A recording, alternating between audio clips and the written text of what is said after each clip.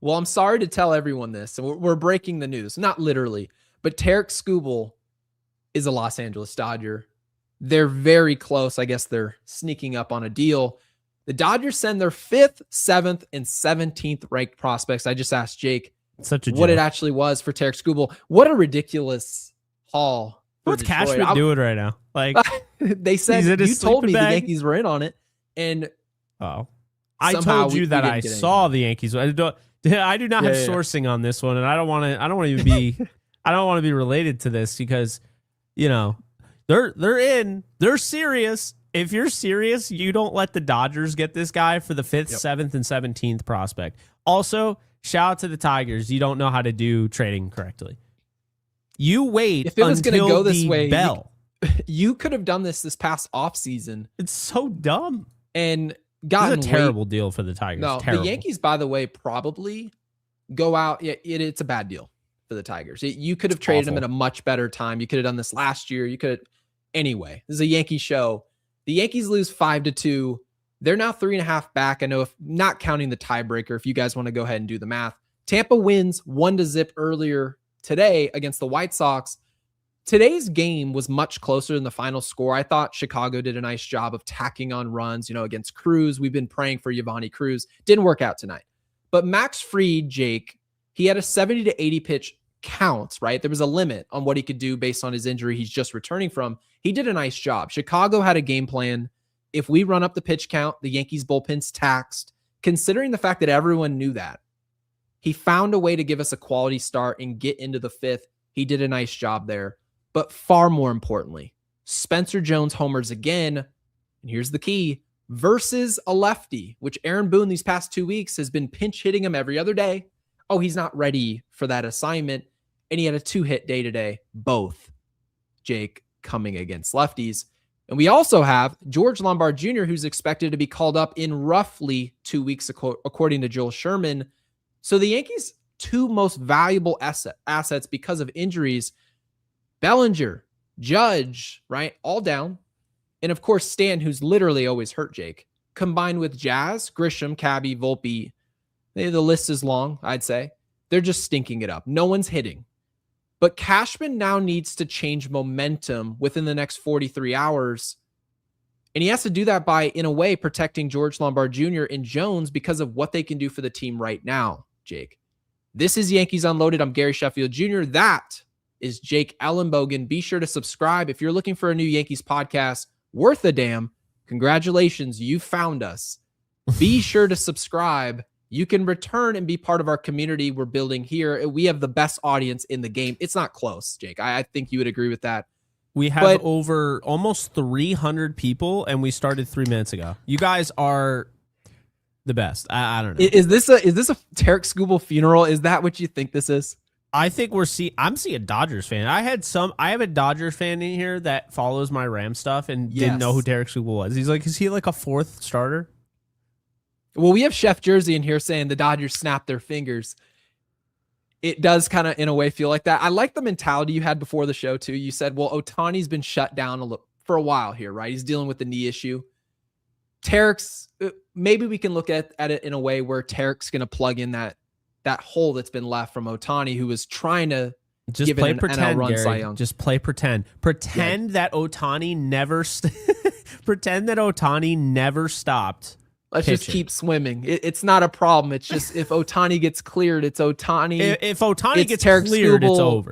It's Glass now as their 5 starter. Yamamoto pitches game 2 or 3. Which, by the way, if Cashman gets this done, this is what we were envisioning. We were envisioning the idea of having Schlittler, Skubal, Garrett Cole, Max Fried, and Rodon. That's the best rotation we've seen in half a decade or longer. I mean, that rotation is sick. But the whole point is if Tarek Skubal goes to a contender, they likely already have a good rotation. He's one of, if not the best pitcher in the league. This is such a great pickup for the Dodgers. I can't stress it enough. And the Tigers, everyone in the AL should refuse to ever do a deal with them again. They should absolutely boycott the Tigers. The Tigers just nuked the MLB. They didn't even get DePaula, bro. They didn't get the number 1 player.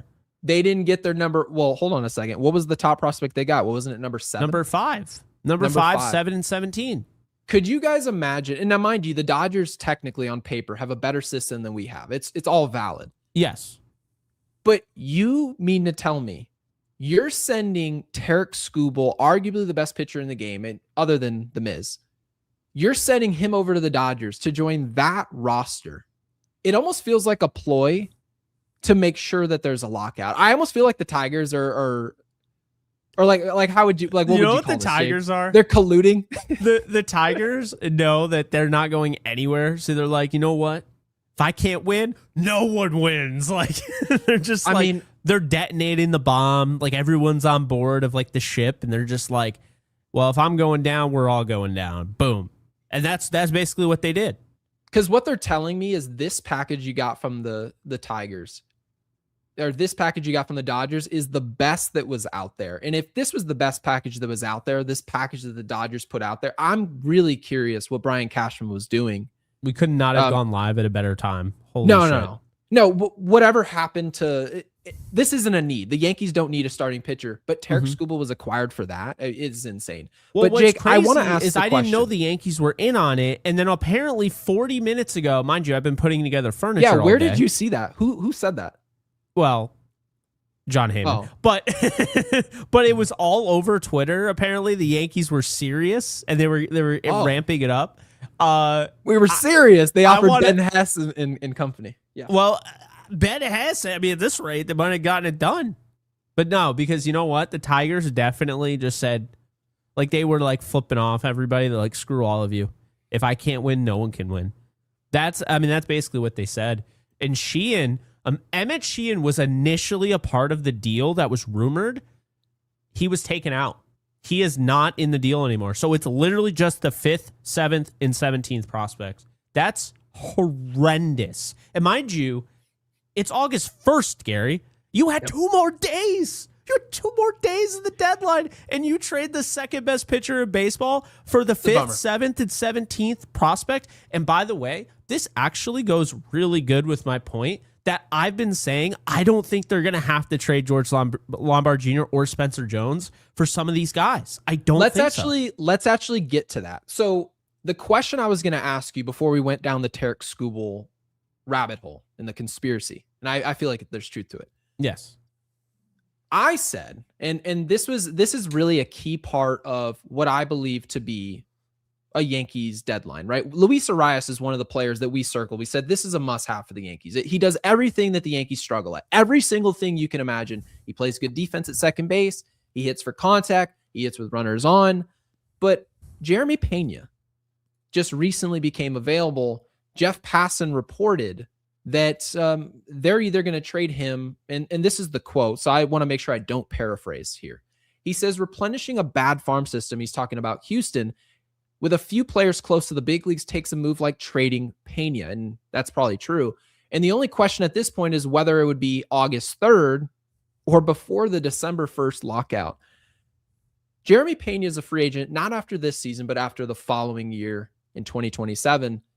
And I've mentioned that Pena is not a great defensive player. He's 29th percentile, and his batting average is .319. So obviously, this is a premier, top of the lineup type guy. His on base is .371, and we've had a million different guys, Jake, with on base percentages flirting in the 200s, batting leadoff. So it kind of goes to show you where we're at. 93rd percentile in sprint speed. He's a solution, but to your point and to your credit, and I'm agreeing with you here, absolutely. If Tarek Skubal can be had for that dog water of a package, I get it, albeit he's a complete rental. And Pena, you get a year and a half of control. The Yankees should feel like if Jeremy Pena is that available, you should be able to go acquire a player like this. And by all means, if you have to throw him over at third base, you go do that. Jake, what do you think about the idea? I'm not against that idea. About cool. Jeremy Pena coming in here and being an offensive solution for the Yankees? Yeah, I mean, I think Pena is a great fit. We gotta do our renewing our. It's like renewing our vows.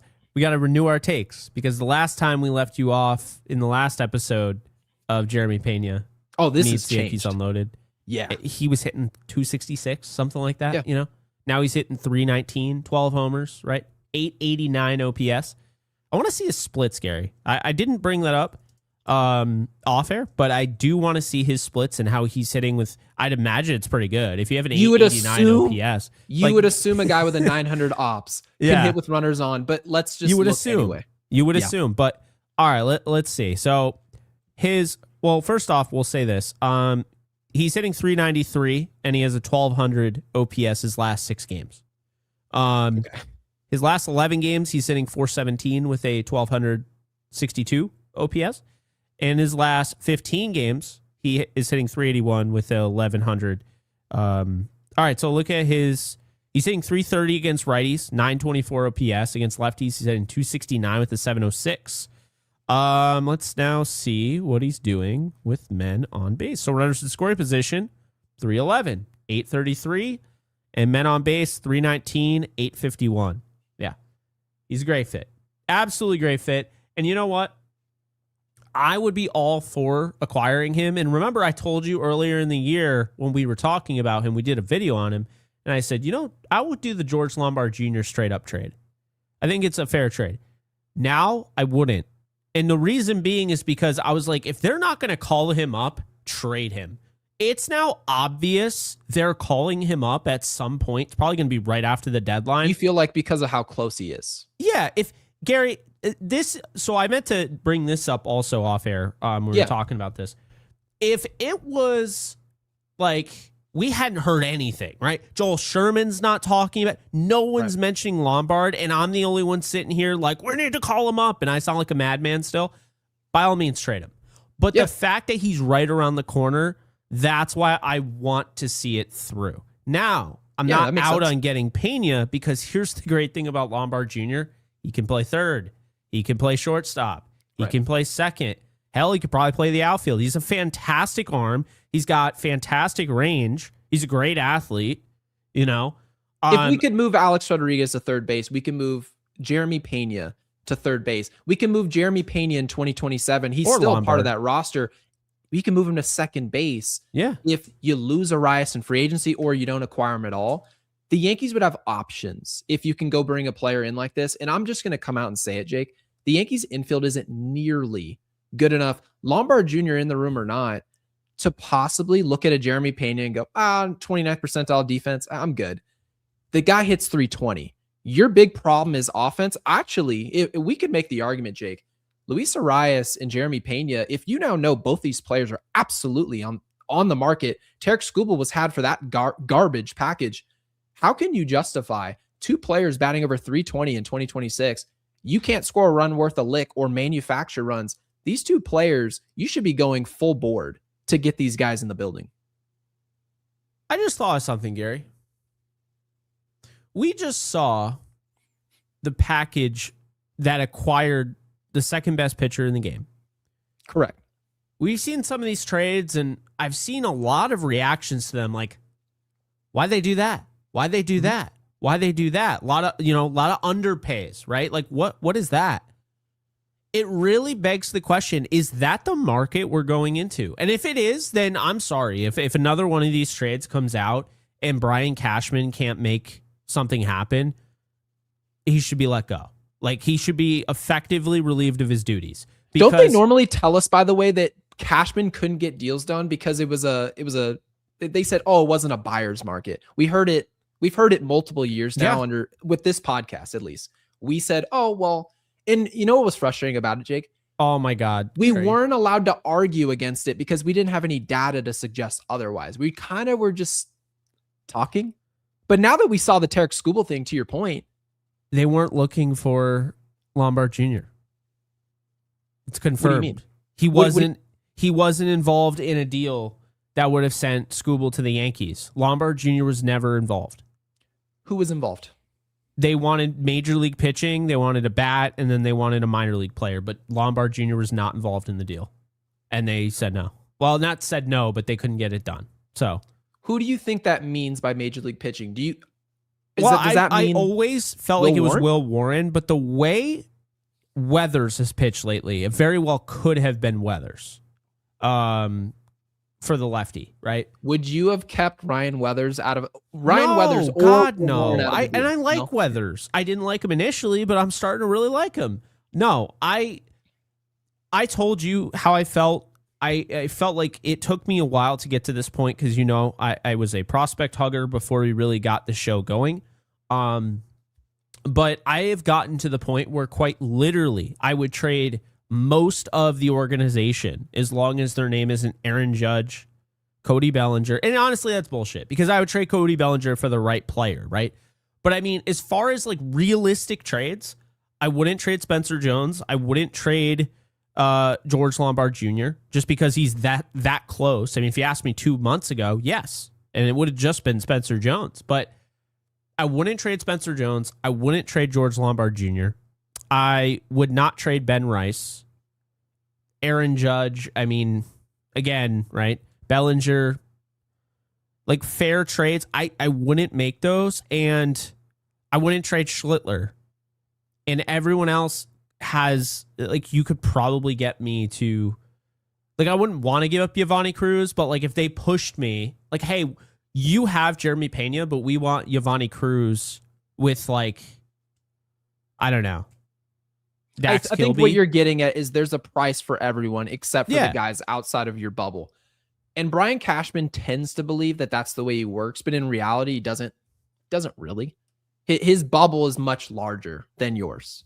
And I think that's what frustrates Yankees fans is that it feels like the bubble continues growing when they make public that the bubble is 2 or 3 names long, and you end up learning that, oh, no, big league pitching was involved, and the Yankees said no for Tarek Skubal. Big league pitching doesn't mean Cam Schlittler. That doesn't mean Garrett Cole. That means the guys who are actually tradable, that aren't on $300+ million contracts, $200 million. It didn't mean Max Fried. It didn't mean Rodon, right? Yeah. You said no because of those type of things. It just makes Yankees fans think we're not as serious and as aggressive as what Brian Cashman tells us he is. And I really don't listen to too much Brian Cashman has to say because I know he's just lying through his teeth all day, every day. And it just is what it is. And I get it. We can't be privy to all the information. But once the dust settles and we look up and say, you mean to tell me that these 2 names and Ryan Weathers and Will Warren, those guys are like, every once in a while, they'll really impress us with a start. Like we just saw Will Warren dazzle in Chicago. We were really happy to see that.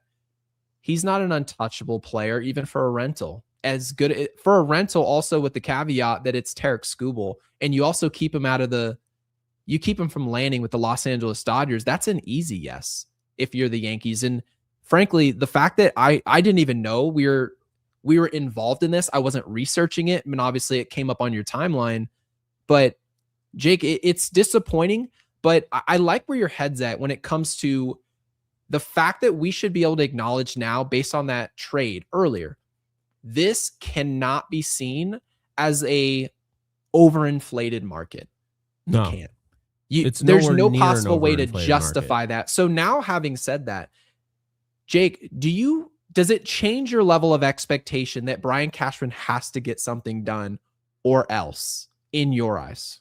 Yeah, I absolutely. You can't watch the Dodgers get that and then just not do anything, right? I mean, they signed the best hitter on the market in Kyle Tucker, and you kind of match that, I would say, with Cody Bellinger. I would rather have Cody Bellinger than Kyle Tucker. I've told you that. Yeah, we both agree. Even when Tucker gets it going, which he will at some point in this contract, Cody Bellinger for what the Yankees need is a better fit. 100%. So then they go out and they get Tarek Skubal, who I felt I had viewed him for a while now. I said the Yankees should make the deal now. I kept saying the Yankees should make the deal now. They should get him, find a way to get him. And that was the only guy, mind you, the only guy I would have been okay with them trading Spencer Jones. If they got freaking Tarek Skubal tonight and you told me they had to send Spencer Jones, would have been okay with it. Now, you don't trade Spencer Jones. I don't want to see Hunter Goodman. I don't want to see Jeremy Pena. I don't want to see any of these guys for Spencer Jones. Now, I am ready. I am ready for the Spencer Jones era. It's time to ship out Trent Grisham because I'm telling you today was interesting, Gary. Actions speak louder than words. And when you look at this team today, And this lineup, it really made me kind of scratch my head a little bit. Now, I know they lost, right? And we'll get to the game. Don't worry, guys. But they lost, and Max Schumann should never lead off. But Trent Grisham didn't play. Trent Grisham always plays. Like, there's never a time where Trent Grisham really doesn't play. He almost always plays the game. So he's grandfathered into the lineup. They gave Ben Rice a day. I totally understand it. It's not like the lineup is, whatever. I love the way Sanchez hit today, right? But the thing that I noticed, Anthony Volpe was pitch hit for. It almost felt like there's kind of a changing of the guard here. Grisham's not playing. I know he had a pinch hit opportunity. Grisham's not playing, and Anthony Volpe is getting pinch hit for. And it just felt today like we could be seeing the last of Anthony Volpe and Trent Grisham. And I'm not saying for sure it's going to happen, but it does feel like this was a direct reaction to what Spencer Jones has been doing as of late. And it made me feel better about this organization from that standpoint. So you felt like the door is at least open. You're saying that the door feels like they're actually assessing something. Whereas 6 months ago, when the season started, I didn't think anything was happening. You didn't think there was any evaluation whatsoever. None. Anthony Volpe could have played however he wanted. Trent Grisham, it was off to the slowest start we've ever seen. He was dismal, and people were arguing underlying numbers, and he was out there. It didn't matter. Jake, could you please do me this favor? Mm-hmm. Could you go to my Twitter page or X, whatever you want to call it, and pull up my Trent Grisham take? And it actually had a lot to do with Spencer Jones. I think I saw it. It's perfect. I want to read it because rather than trying to paraphrase my own words, I would rather just read so that we can get an exact understanding of where my head's at with Spencer Jones. And also, this is a big part of this equation. I would love to have Trent Grisham just as this guy who rides the pine, and then you use him as a Raul Ibanez type guy he takes good at bats. He can still draw walks. He's not useless. But when Aaron Boone's the manager, I can't trust him to not click that Trent Grisham button. And that's a problem because I've already been shown that Spencer Jones, based on his stats in the minor leagues long-term, and based on his play, frankly, when he got here to the big leagues, he can hit lefties and righties. He doesn't have to be a Hall of Famer, but it's not a weakness for him to hit lefties. So why in the world am I benching him so that I can put Trent Grisham into the game? I shouldn't do that. I'm trying to, because you have like some moron in your comments that I don't want that on my screen at all. So I'm trying to block him out. I mean, total waste of space. Like, why are you even talking? I'm actually really glad. Thanos was it? Yeah, was it on that exact tweet? Yeah. The dude How can you argue against this tweet? Yeah, the one that like made it all personal, and you're like, oh yeah. I love the way you're like, if you can't share your opinions without disrespecting the person you're talking to, you're not someone I would spend a second conversing with. Figure out if you're going to be mature and talk baseball or if I should just ignore you. It's like, all right, go sit in the corner, think about what you did, and then come back and talk like he never showed back up again. No. And it's like it was time for him to just jump in someone else's. Yeah, no, that's they do. Mentions. They hate their lives, so they like to torture other people. But there you go. I guess not. What the hell? It's scrolled way down, but I assume this is the tweet. This is the tweet. Okay, yo, that's so sick. I love how like it's actually okay. There we go. Hey, well, there's Guy. Good Lord. Welcome in. Yeah. All right, Guy can we said zoom 100? this in even more? Yeah, I can read it from here. I'm just going to have to squint. Here we go. So it says, I respect and understand some probably feel differently on this topic, but if the Yankees aren't in love with the return of Spencer Jones at the deadline and opt to keep him, which, Jake, this is your preference to keep Jones. Yeah. I've said I'm willing to move Jones, but the caveat is I have to love who I'm getting. I'd argue dealing Grisham and clearing the runway for Jones for him to play is the best thing Cashman could do, even with Bellinger and Judge out. Now, the reason I say that is because the whole idea is if you get rid of Grisham, in a way, if something happens to Jones, you're now more volatile health-wise. You don't I'll take Marco Luciano call up. or Correct. Yankiel Fernandez. And you know the one thing that those two players you just named will not do? They will not be contenders to take at-bats away from Spencer Jones.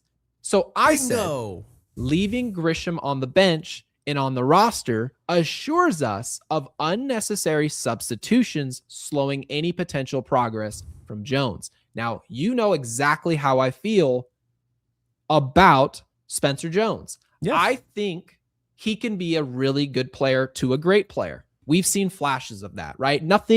There's no reason to commit now to what it is. He's shown us the flashes. That's all you can see so far. Great. But Trent Grisham isn't a good enough baseball player to slow this process down, whether Jones is a great player or not. It's just not worth the squeeze, Jake. That's my take. Yeah, no, I made it very clear. I had one player. It's not like I was like, oh, no, I'll never trade Spencer Jones. Through this whole awakening, I still would have traded him for Tarek Skubal. He's the only one. You would have traded him for Tarek Skubal knowing that the way the Yankees move and the way that they go out into free agency, we all can assume the Dodgers will be the highest bidder on Tarek Skubal. Would you be okay if the Yankees had traded Spencer Jones for Tarek, not considered a need on the roster, just more of a luxury upgrade, and lost him in free agency? Would you still be okay with that? Well, no, because you got to sign him. That's unacceptable to me. And there lies our problem. The Yankees we wouldn't move like that. The Yankees would throw out an offer, right? You end up losing Spencer Jones. Skubal won't even leave the Dodgers. He'll be there forever. Oh, Ninja Hot Dog just dropped a bomb. Oh my goodness. A juicy Ninja ribeye. Hot Dog. Wow. Well, I guess we should probably get caught up on our supers. Yeah. But Ninja Hot Dog's like supers. Yeah, supers. That's my tweet. And mind you, somebody actually argued with this. Again, have no problem with if you think Spencer Jones he's Adam Dunn and he's just run into a couple, got off to a hot start, and you don't see a great future. That's your personal opinion. You can share that. My opinion is not worth any more than anyone else in our comment section. And to be honest with you, Jake, you and I think Jones will be a really good player. He could be awful a year from now. It's absolutely possible. It's absolutely possible. There are guys that fall off the face of the earth. We've talked about that. Chris Davis looked like he was going to be just unstoppable for a decade at the plate. Oh, I thought the brother was going to be in the Hall of Very Good. I thought he was. I thought he didn't think he was going to be a Hall of Famer in Chris Davis, but did you see him? I think he got demoted to Double-A at one point. I'm not kidding you. It was I bad. thought we were off to an Adam Dunn career, 400 plus career homers. No, that's fair. He was nowhere close. I know, man. But he's become Dave Kingman, close. Man. Everyone's, oh yeah, a big home run hitter that hits 190. Adam Dunn every time. Dave King. He's Dave Kingman, and that's it. He's literally the modern day Dave Kingman for the most part. But no, I gotta tell you straight up, I am. If the Yankees keep Spencer Jones, go out and get Luis Arias, and then get Liam Hicks. And then let's say they add Luke Weaver to the mix to supplant, what's his face? Yarbrough. That is an A+ deadline, in my opinion. A+. The Yankees don't need, and we're going to disagree on this, totally acceptable, and I totally understand it. But Gary, I don't believe the Yankees are that far off when they're fully healthy. Now, I understand that's a when, not it's not the reality right now. Are you fitting Stan into that, though? Does Stan have to return for you to feel like the ceiling? Okay, good. I just wanted to we get see you it on the record. Same way. We see it the same way. Love Stan. Appreciate all the contributions. I know you do as well. Yep. He is an anchor, and it's not the good definition of an anchor, just clogging up a DH spot when I have the best hitter in baseball who's coming off a major injury, who's had this injury in the past, and who's had other injuries in the past. And the entire point of him being, on this team is to hit. His defense is nice, but no one's I went to the yard today to watch Aaron Judge play right field. No one cares, right? No one. My thing, and I've always said this, Aaron Judge was an underrated fielder. I don't care. I don't want him anywhere near the outfield. Every single injury he's had has become It has come from the outfield. No, absolutely He's a Lou not. He Gehrig means type way bat. too much for you. Yeah, he's a Lou Ridiculous. Gehrig type bat, and you're like, oh yeah, and by the way, he's also an incredible right fielder. The whole and by the way, he's great at this as well. You get rid of that. It's like, Get rid of it. I mean, really, do you know what it's like?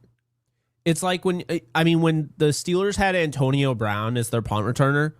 Oh. Dumbest shit you've ever seen. So you're and they do that all me the time. Yeah, it's really. They had the best receiver in football, best route runner, just unbelievable. Caught everything, and was dominant for like 6 years. Like he just dominated. And you're telling me you're gonna put him on the most dangerous, like it's the most dangerous job in the world. Kick returning back in like I'd probably say like kick returning 6-7 years ago was a total joke. You run full speed. We're running full speed, and we just collide like a sandwich, and everyone just passes away. Remember when he karate kicked the guy in the face? Yes, and it's just such a ridiculous thing. You don't want to see Jerry Rice. Jerry Rice isn't supposed to be returning kicks. Randy Moss isn't supposed to be returning kicks. Dumb. It's a dumb premise. Aaron Judge is in roaming right field. Those are corporate guys. 2 years ago, running his toe into the wall at Dodger Stadium. No, that can't happen. We'll even look at what's happening with Ronald Acuna Jr. You nailed it with Ronald Acuna. You know I love Ronald Acuna. All of his injuries are in the outfield. He's the most talented baseball player in the world, in my opinion, from the offensive side of the game. There's no one with more talent than Acuna Jr. Nobody, and that includes Aaron Judge. This dude can run. You saw the hose where he threw guys out at third base from the wall. There's nothing he couldn't do. And yet people are praying to just squeeze these guys who are perennial all-stars offensively just to find ways to get them into the outfield. Aaron Judge is a DH. And it's not an insult to do that. It's not an insult for David Ortiz to be a DH rather than squeezing his ass from Minnesota to the Boston Red Sox over. Why do you Do you know what it is, Gary? You don't. I'll tell you straight up. Because it looks way more like better on paper when you're sitting in the office with your suit on and everything. It's the same deal. Mall parking lots, they look great on paper because someone looked at them on a sheet of paper in their suit, in their like corporate office, and they're like, yeah, that looks great. And then you go there and you're like, this is horribly designed. Like, did the person even go to the parking lot and see how we have slanted spaces and they're like not enough? In theory, if Judge plays right field, knowing you have it open in DH feels really good. It feels like, oh, now we can put Ben Rice at DH if we need it. That's exactly it, Gary. I'm telling you, that is what it is. Like, they're like, well, Aaron Judge, the right fielder, just feels better than Aaron Judge, the DH. Like, it's a mistake. But like, then they'll just sit there and be like, well, Giancarlo Stanton DH. Like, dude, can we get a vote? Can you put a vote in our comment section? Is that possible? Now, mind you guys, this isn't a chance. Like, we don't want to come to Yankees Unloaded and make this a negative show about Giancarlo Stanton. It's not that. This is about, are you more invested in protecting Aaron Judge? That was the last one we had. Oh, okay, great. Well, anyway. Is more about protecting Aaron Judge to be a long-term asset for the Yankees. You'd rather do that than have Giancarlo Stanton and whatever his potential is offensively in probably 2026 in October. That's my whole thing. But Ninja, thank you for the 10. Good to see both can be on the screen. We appreciate that, StreamYard. Yeah, that's Ninja, thank you good. for the 10. He says, ticking away the moments that make up a dull day, you fritter and waste the hours in an off day. Oh, in an off way. Time by Pink Floyd. These lyrics perfectly describe Cashman. LA has Skubal, nothing for the Yanks. Now, Ninja, from a positive angle for the Yankees, and I want to offer this. Mm-hmm. Jake makes a really good point. I look at really good players, like star level players in Jeremy Pena. The dude's incredible. He's a 320 hitter. His on base is almost 400. He can run. He can really do everything. Jake's point was that based on what Tarek got in this deal was next to nothing. The Yankees really should be using these next 42 hours and some change to try and maneuver aggressively with honestly a deadline that looks wide open to acquire really good players to help this team. This might take time, Jake. This might take to the buzzer. How do you feel now about, like, we were pretty sour about Brian Cashman 24 hours ago and the potential of what he does. Do you feel like the Tarek Skubal trade makes us feel better for these next day and a half or so? Yeah, I mean, I do feel like when you look at that package, it's weird because it sucks, and it also makes me feel like confident that they can get something done. And Yeah, and then exactly. you hear like today, no one's talking about the fact there was a report that Arias has a limited market. That was music to my ears. Did you see who's in the market, by the way? Did you? That did was you read music that? to my ears. Red Boston, Sox, Tampa, Rays. I was like, us. are you kidding me? No. The Yankees can't not what lose you want. that. They can't lose that. They cannot lose that. If he goes to Arias- Tampa, which that's where people are predicting, by the way, he goes is Tampa. And I told you 2 months ago, if he goes to Tampa, that's a nightmare but you for know our what? pitching staff. I think that's a better outcome for the Yankees because Than Tampa Boston? already has a bunch of those guys. No, that's fair. So you feel like, Like it's a little Boston, redundant, they but add Boston, somebody they could like really that, use it. and then Yeah. Meade does come back and he looks good because I don't think they just traded for like Meade is a good player. So Right. it's like when Meade comes back, and then at some point we'll see.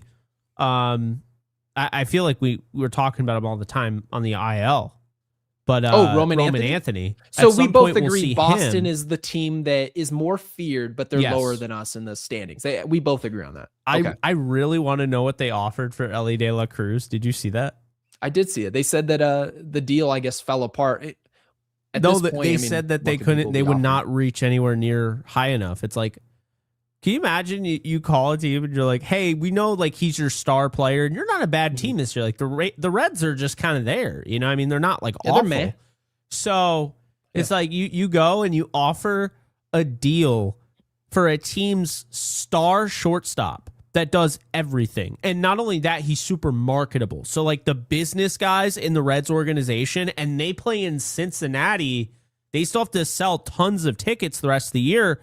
Your offer is like low ball. I mean, dude, Ellie De La Cruz, you got to think about more the business side of this. Like kind of what you brought up yesterday. Like, how does it look if I trade away Mason Miller just to get rid of this contract, right? Like, It was the reason I if said you- San Diego just can't do the trade. but the the San Diego Reds Padres fans would be like, in Cincinnati, if you trade Ellie De La Yeah. Cruz, who the hell Yeah. is going to games? That's what you got to think about when you're talking. You have Like the to. Rockies, no one's going to games regardless of who you have. Not like regardless. no, Hunter Goodman, like is, mind you, I'm not taking, like, this isn't a shot at Rockies fans in the Denver area, Yeah, but Hunter Goodman, people aren't traveling to see Hunter Goodman. no. Ellie De La Ellie- Cruz is. Well, Yeah, you got also Ellie in Boston, Ellie with the Oh, Yankees, dude. Ellie with the Dodgers, Ellie even in San Diego. That's a player that people are lining up for their jersey, and you're talking about selling out jerseys. This is a guy that, MLB The Show cover man, right? These are the type of things that are in his realm. The Boston Red Sox calling and not trying to blow them away with a package, it kind of tells you everything you need to know about Boston.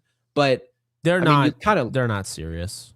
they don't, it doesn't seem serious at all, because I mean, if you really think about it, Jake, if we saw Ellie land over there, or even Jeremy Pena ends up in Boston, which I've heard they're also making calls on him, Arias, some of these guys, Boston could be really deadly for us. And it really means that you shouldn't really just try and read where the AL is, Jake. You also have to read with the potential of some of these teams like Tampa, some of these teams like Boston, how good they can get by acquiring these same players you're after. So there's a lot. And by the way, do you see our vote here?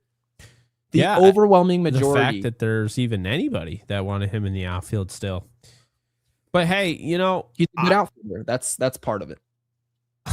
It's so funny to me because I was thinking about this. We talk about the offensive side of catching, right? And how we want an offensive catcher. I think the Yankees need to still somewhat prioritize defense with that. And here's why. My answer is going to surprise you. If they want an offensive catcher, you can move Ben Rice to catcher. There's your offensive catcher. The whole point is that you need a guy that is well-rounded, because otherwise you would just move Ben Rice there. Like, that's how I feel. The only reason, I guess, the only caveat to that is being worried about the physical nature of catching. But at the same time, if you're going to trade for a guy who's just offensive minded, who's got an 800 plus ops, right? That's about the same stuff that Ben Rice puts up. So the reality is there, Jake, you're kind of just trading for another Ben Rice. Not to say that that's like a bad thing, but to your point, if you're trading for a guy who's a bat and you're not worried about his health, why are you so worried about Ben Rice's health? Interesting.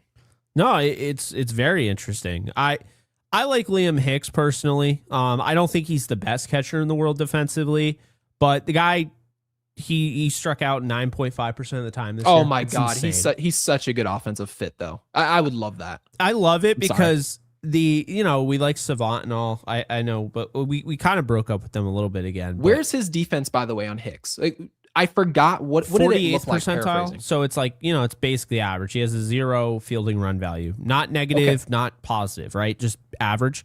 His caught stealing above average is 61st percentile. His blocks above average is 35th. His framing is 33rd. His pop time is 23rd. Liam Hicks, to me, though, like when you saw those clutch numbers, men on base, runners in scoring position, he feels kind of similar to like a Cody Bellinger. Not going to wow you with the bat speed, not going to wow you with the hard hit, any of that, really. But doesn't strike out, doesn't chase, doesn't whiff. I mean, he's a postseason really good. Is kind of the way you're describing him. He's a guy that might get a little bit better as the stakes raise. That was what Toronto did. I think you and I were watching Toronto, and we said, all right, you look at their batting averages, they're higher than ours. That's one red flag we have about the Yankees. But then you also look at the ability to hit with runners in scoring position, 2 strikes, really man on second base, extra innings. Can they give themselves up? Can they drop down a bunt? Some of that's personnel, and other part of it is poor, having a poor mentality, right? Just not understanding what the job is. These players we're talking about where they don't really wow you, but the Cody Bellingers, we need more of them. We don't have enough of them. And so, yes, we have Lombard Jr., we have Jones, and some of them seem a little willing to do those things. But Jake, we also have to make some trades and bring some guys in here where we can't look at our hitting coach and James Rowson and be like, can you make these guys like Austin Wells make quality outs? It's like, well, at some point, guys, you have to acknowledge that's Austin Wells. The dude is a hitting coach. He's not a genie. He can't just force somebody who can't do the job to do the job. So kind of to your point, Jake, I like what you're saying about defense at catcher, because we're essentially acknowledging that if really you don't care what the guy's doing defensively at catcher, we can just move Ben Rice to catcher and probably just move on from Paul Goldschmidt, bring in an upgrade at first base. Like all of a sudden that door opens. So yeah, I'm with you on that. This was a Ivan Herrera comment, the guy on the Cardinals, because he's hitting 244 and a 740 OPS. So he's not like crushing it either. And people like want him just because he's a catcher on another team. He's a 17th percentile fielding guy. So it's like, basically the Cardinals view him as a DH. That's why he's available. Remember what we talked about? Oh, no. Trust me. You're going to love this guy. Well, then why aren't you keeping him? Now poor Marion, by the way. Marion, being a Marlins fan has got to be one of the toughest. Marlins, Rockies. Thank you, Marion. The Padres, not the Padres. The Pirates. They got Thank you. They got Doval today. I do want to talk about that. So let's take we're going to take this off the screen. Yeah, we got our answer. Majority of people want to protect Aaron Judge. We got that. But yeah, let's go ahead and make that report. Yeah, Doval was sent packing to Pittsburgh. Yeah, so I think this is a great trade. I thought Cashman did a great job on this one. People will disagree because the 17th prospect that they got from the Pirates ended up being the 27th for the Yankees. But they got Luis Cruz, who's hitting 300. He's an 18-year-old that they could probably find a deal for where, he ends up being just kind of that, icing on the cake at the end of the trade. Those, don't be surprised. I mean, those help. Having those type of players to kind of fill in the gap there. He doesn't fit the timeline at all, but it's just another asset. But they're the whole idea of going out and getting the catcher that they got is what I liked. That's truthfully why I thought this trade was a great idea. Doval, on top of it, there was a connection to this. Giovanni Cruz gets called up, a cause and effect, which we love that. I wanted Doval to work. I actually think the Yankees handled this perfectly, and here's why.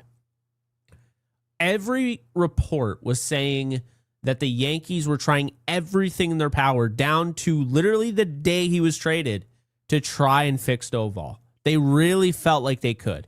And they just got to the point where they could not do it anymore. He was too inconsistent, and they end up getting two prospects, one of which is going to help a catcher spot in this organization because the catcher's room is really kind of pitiful right now. Did it rectify, by the way, waiting to the third round to select a catcher? Does it help fix that? Yeah, I mean, you know my thoughts. I think now we kind of look at it. They drafted pitchers because they're going to be better. You know, they're more likely to develop, which makes them better assets. That's why, 8 of the top 10 are pitchers in their farm system. But, yeah, it does somewhat rectify it. This is Omar Alfonso, a guy who's really starting to find his power in his game. I was reading about him, and it sounds to me like he's not a great defensive catcher, but he's not terrible. He could stick there. But the bat is starting to come alive a bit, and he's a double-A catcher, so I think it helps here because he might not fit the timeline now, but he could fit in a year or two. And you could also just turn him around and trade him away, tomorrow if you really wanted to. Kind of to your point, and I like that. It's not every prospect's meant to be on your team. We have a million of them, and every team's got them. But there's also something to say for resetting your prospects and resetting those chips. Doval wasn't worth anything to us being on our big league team. The fact that you were able to get anything that could potentially be worth anything at all down the road makes this trade worthwhile. And you bring in a catcher. Given the way our catcher's room looks, and I know, Jake, I shouldn't say you were high on the catcher's room. You weren't. You were probably a little higher on it coming in with Austin Wells and company this year, JC Escara. I was out last year on this group. Bring me any catchers worth a poot, and let's just see what the system can do with them. If any of them turn out, great. We don't seem to hesitate bringing 63 different names into catcher. JC Escara has been given a chance, right? Ali Sanchez has been given a chance. Austin Wells has been giving a longer leash than anyone I've ever seen in my whole life because he can He's never been sent down, ever. He's never been sent down a single time. So, by the way, this also proves my point. You can trade Volpe for assets, and you can trade Grisham for assets. I don't want to hear it anymore. We saw Doval get 2 prospects, and one of the guys was in their top 20. Their top 20. And Volpe's an arbitration guy who makes 3.6 million. It's somewhere in that ballpark. Yeah. This isn't some lucrative contract that even a small market can accept. Teams like the Atlanta Braves, right? Teams like the Pittsburgh Pirates, they're not looking to just assume projects for $25 million like what San Diego's trying to poach off with Bogarts. Jake Bird's different. I got nothing there. I think somebody even would trade for Jake Bird. No, you're right. You're absolutely not to say that he has any value at all, but he throws 95 plus miles an hour, and you just know how this game works. If you could throw close to 100, people think you might be good someday. And that's the reason Pittsburgh traded for Doval. I know they didn't see him do anything with us. Could you imagine going, hey, he wasn't worth a poot in San Francisco? Well, he also went and worked with Matt Blake, the best pitching coach in the game. Didn't work there. With New York. Didn't work there. How about let's go see if it's because he throws 103. That's what Pittsburgh was thinking. But Scott Ross, thank you for the 10. He says, if you're a National League team, how are you a legitimate buyer right now? He's obviously talking about Tarek Skubal to the Dodgers. Padres would be smart to trade Miller and load up on prospects, especially with next year out the window. We are now closer to third than first. Scott, I saw your tweet. I'm going to address this entire thing. So, Jake, there's some truth to this, by the way. There's no power vacuum. Like, if the Dodgers didn't do anything, there could have been a power vacuum there. And it's like, well, I want to be the top dog. I want to be the top, and then you have everybody going after it. And then all of a sudden you have a lot of, honestly, with this trade going down, I wouldn't be surprised that Tarek Skubal just left the AL. The AL got worse. It was already very competitive. I wouldn't be surprised if we see more AL teams interested and we see NL teams start to back away. And maybe even if they were considered being buyers, they're no longer buyers. And the guys that were on the fence are now selling. if we make a World Series and lose to the Dodgers, it's still not a successful season for the Yankees. I'm not going to just make it seem like, oh, you did it. But at the same time, if you run into the Dodgers in a division series and you're like, well, we just ran into the Tarek Skubal and Ohtani was cleared and Yamamoto, you could just face 3 aces and you go home in 3 games. It's just that simple. Well, that doesn't seem worth it. But if you're the Yankees, you get to go through the division series and you get to go through the championship series and you go into the World Series and you play maybe 5 or 6 games in the World Series and go home a loser, it probably was still worth it. Jake, you and I even said the Juan Soto trade was worth it after the fact because we even got to show up to the dance at all. We probably don't do that with Michael King and no Soto. Given the rest of that roster, we agreed there. So yeah, Scott Ross, this is a great point. It's going to change the dynamic of the National League. If American League teams are so afraid to buy with how bad we are over here because of Tarek Skubal, I mean, that'd be quite the statement, I think. But I still don't agree. I don't think Mason Miller should be traded from the Padres. I just think that's a stupid move. And you can do this in the offseason when everyone post deadline will technically be after him if you announce he's available. So yeah, I don't think he should be traded, but I do appreciate the super. I no longer think trading at the deadline makes any sense. Like, yeah, I agree 100%. If you wait until the winter, people are even more desperate. And yes, the reason being, Gary, there's definitely been kind of a pushback because there's now 3 wildcard teams. So we've talked about that before.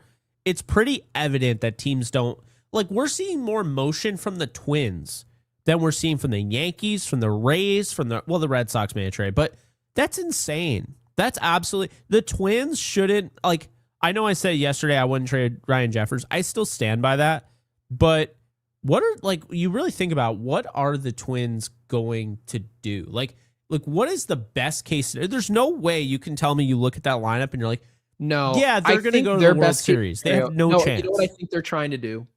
Do you remember what the Mets did a couple of years ago where not one of us looked at their roster and said they're going to make it to a championship series? Like literally not one person. Like they had Manoah, right? Starting a game and how shutting are we down. Still talking about Alek Manoah? He's come up 2 games in a row. Right. I guess my whole deal is you can kind of just squeak later on. Like, and by the way, I was talking about Sean. Oh, Manaea. Sean Manaea. Thank you. I was like, Alek Manoah was on that team? No. That's on me. That's on me. Right. Sean Manaea. They essentially squeaked their way into a championship series and then they were eliminated and they're like, well, that was a success. And then we can sell free agents. They sold Juan Soto on a dream because he saw that. That was stupid, but it also worked for their future in acquiring an asset that they had no business acquiring in Juan Soto. Juan Soto should have stayed with us, clearly.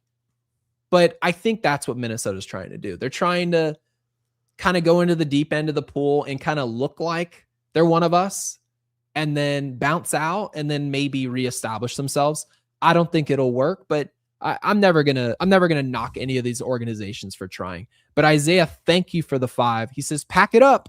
The Dodgers are going to be the first team to sweep the playoffs. And this is baseball. Baseball's way too hard.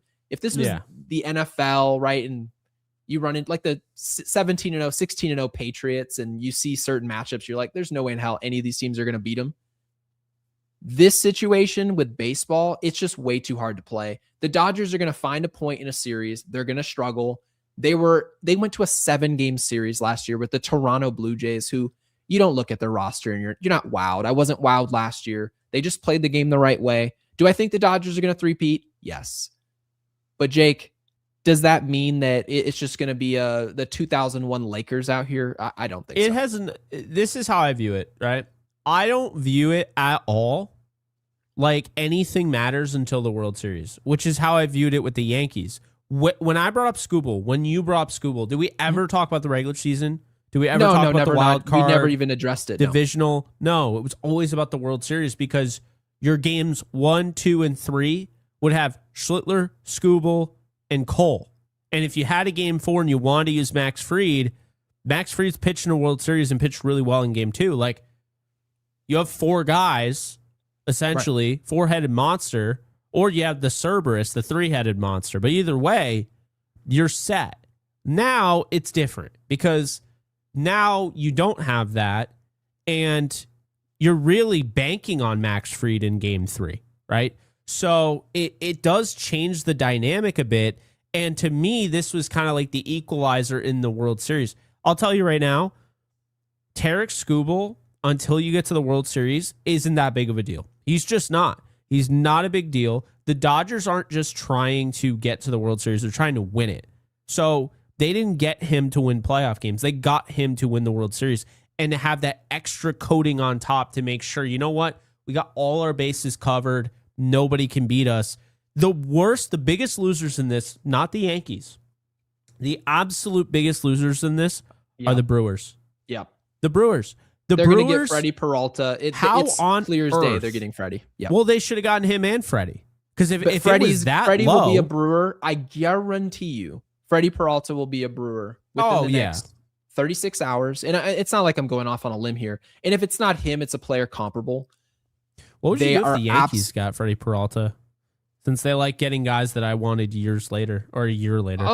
I actually would have a problem with it, and I'll tell you why. It's not because Freddie Peralta is not a good player. I really like Freddie. I know he's having a down year, but that's what the Mets. Everyone over there is having a down year, but Soto. And Weaver. No idea why. And Weaver. No one knows why.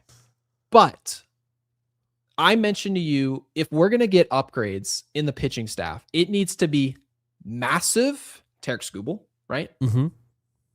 Or none at all. And then prioritize bats.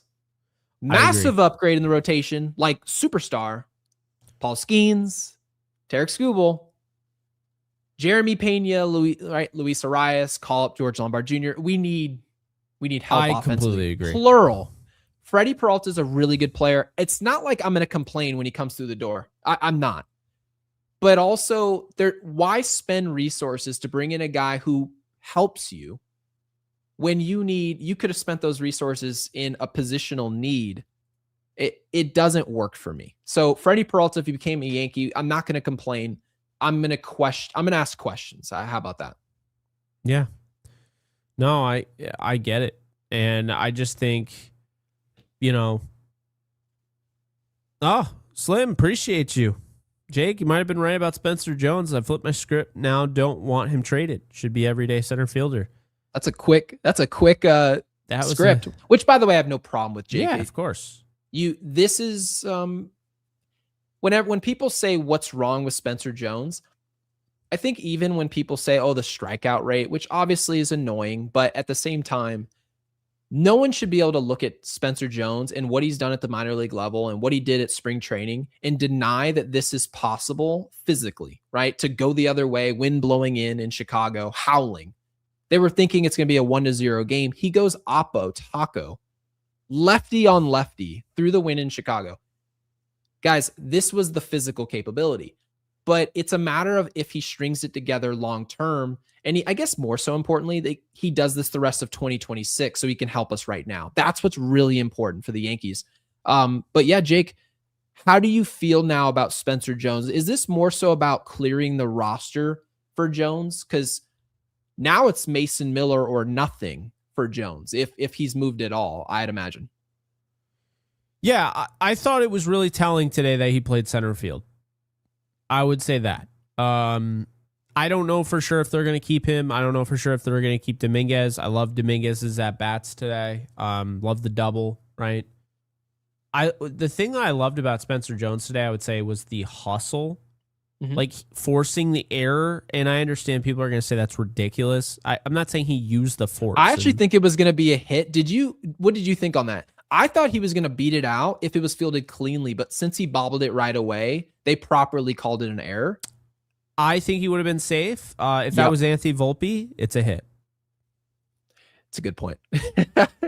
I don't know why, but every time I've watched him do that a million times, and they're always like, "Oh, it was such a tough play." It's like he would have had to clean it, perfect pick, perfect throw, accurate, and all of it. Yeah, it's I not to say he would have been safe, but it would have been bang bang, like right there on the money, maybe a tie. I felt that way. So Spencer Jones brings something that most of the Yankees just aren't doing. The Yankees put the ball on the ground. Most other players on the roster just Cadillac it down the first base line and say, well, I'll get it next time. It didn't happen, right? You watch Jason. And then he scores from second. Right. By the way, loved this goes back. I loved Ollie Sanchez's at bats today. I know he's not on he's on everyone's shit list. I've seen him all over Twitter. Oh, his defense sucks. I can't stand watching the defense. But going the other way and beating the shift was it was that same inning. He does it consistently. And you know what? Do you know why he's so successful? Is because he doesn't hit the ball hard. He has these soft liners that get in between. It's hit them where they ain't. That's the game. He's perfect at that. He doesn't hit the ball hard enough to get those line drive outs. I wish he was I wish the defense was better. Or absolutely. I wish the IQ was where it needs to be at this phase. I think that's fair. I don't mean to I would pick on him. say The decision making is a problem behind the play right now. Like some of the decisions of how he wants to block the ball, if he decides to try to pick the ball, back picking it. What did you call it again? A snap throw to third base. That's what I know. Boone. I know. Boone did you see he almost snapped through to first? Oh my God, that I almost lost it. But it's just not the smart play. No, I agree. Here's what I would say about Ollie. I think he is an average catcher, like defensively, physically hitting. I mean, my feeling is like I look at a guy who's hitting 273 right now. Thank you, Slim. Mm-hmm. He offers nothing slugging wise, and that's totally fine. I don't need slugging. I mean, fielding run value, he's like in the 70 percentile, right? Framing, he's basically average. Caught stealing, above average, 51 percentile. And then blocks above average, 44th percentile. His pop time's awful, but same thing with Austin Wells.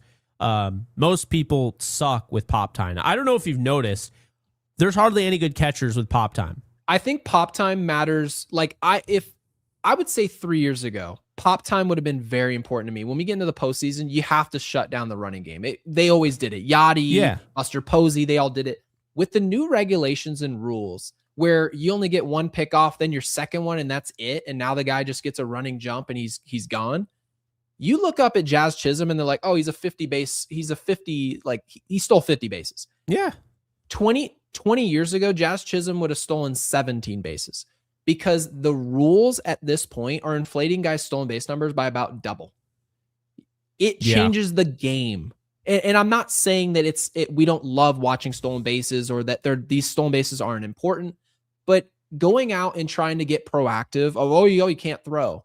How important really is that, Jake? Guys are just going to steal bases with this new rule, and there's not much you can do to stop it.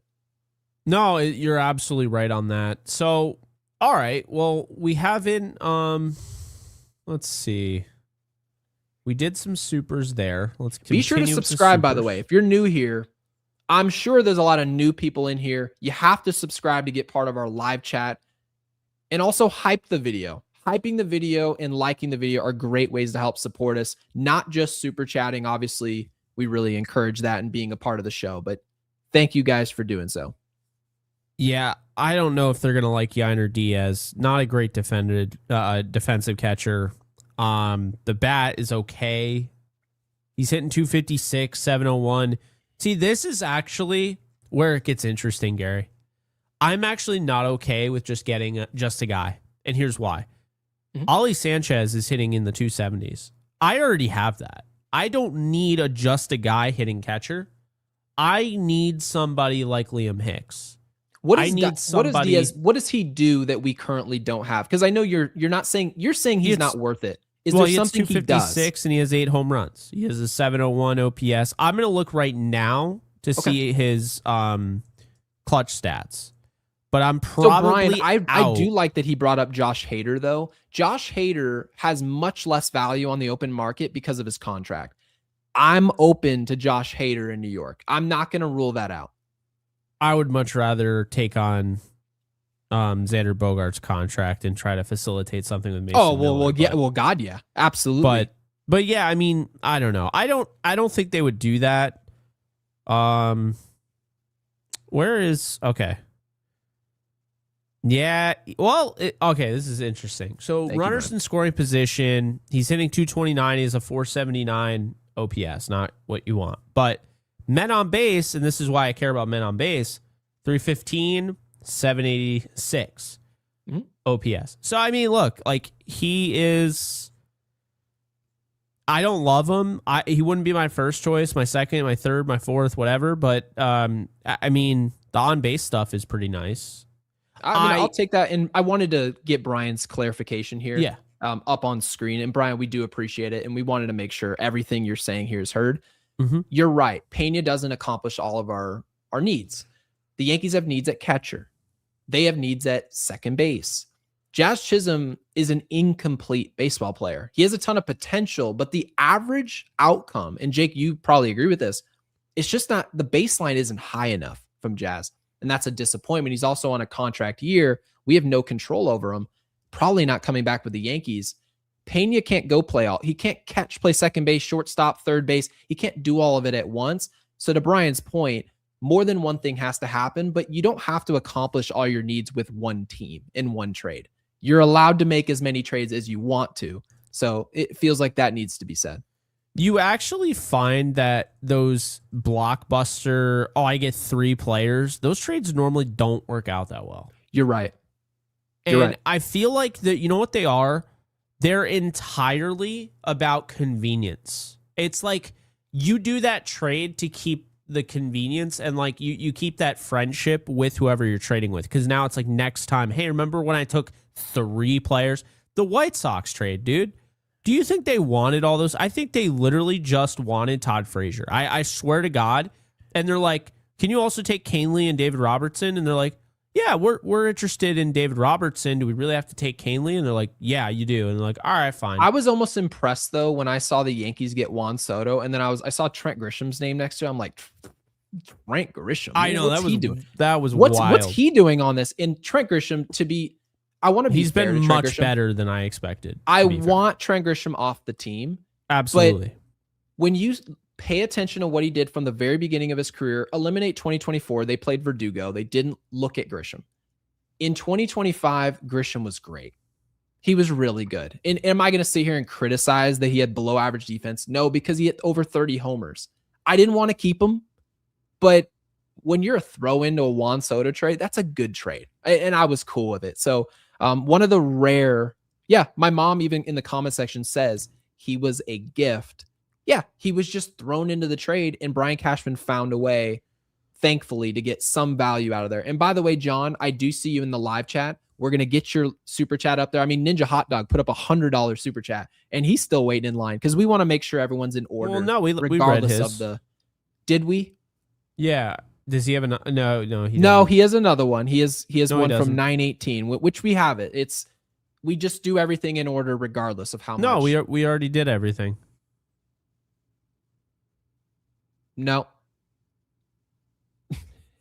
It probably shows that on your screen as a glitch, but I've got it. We're all good. All right, good. But Isaiah, thank you for the 20.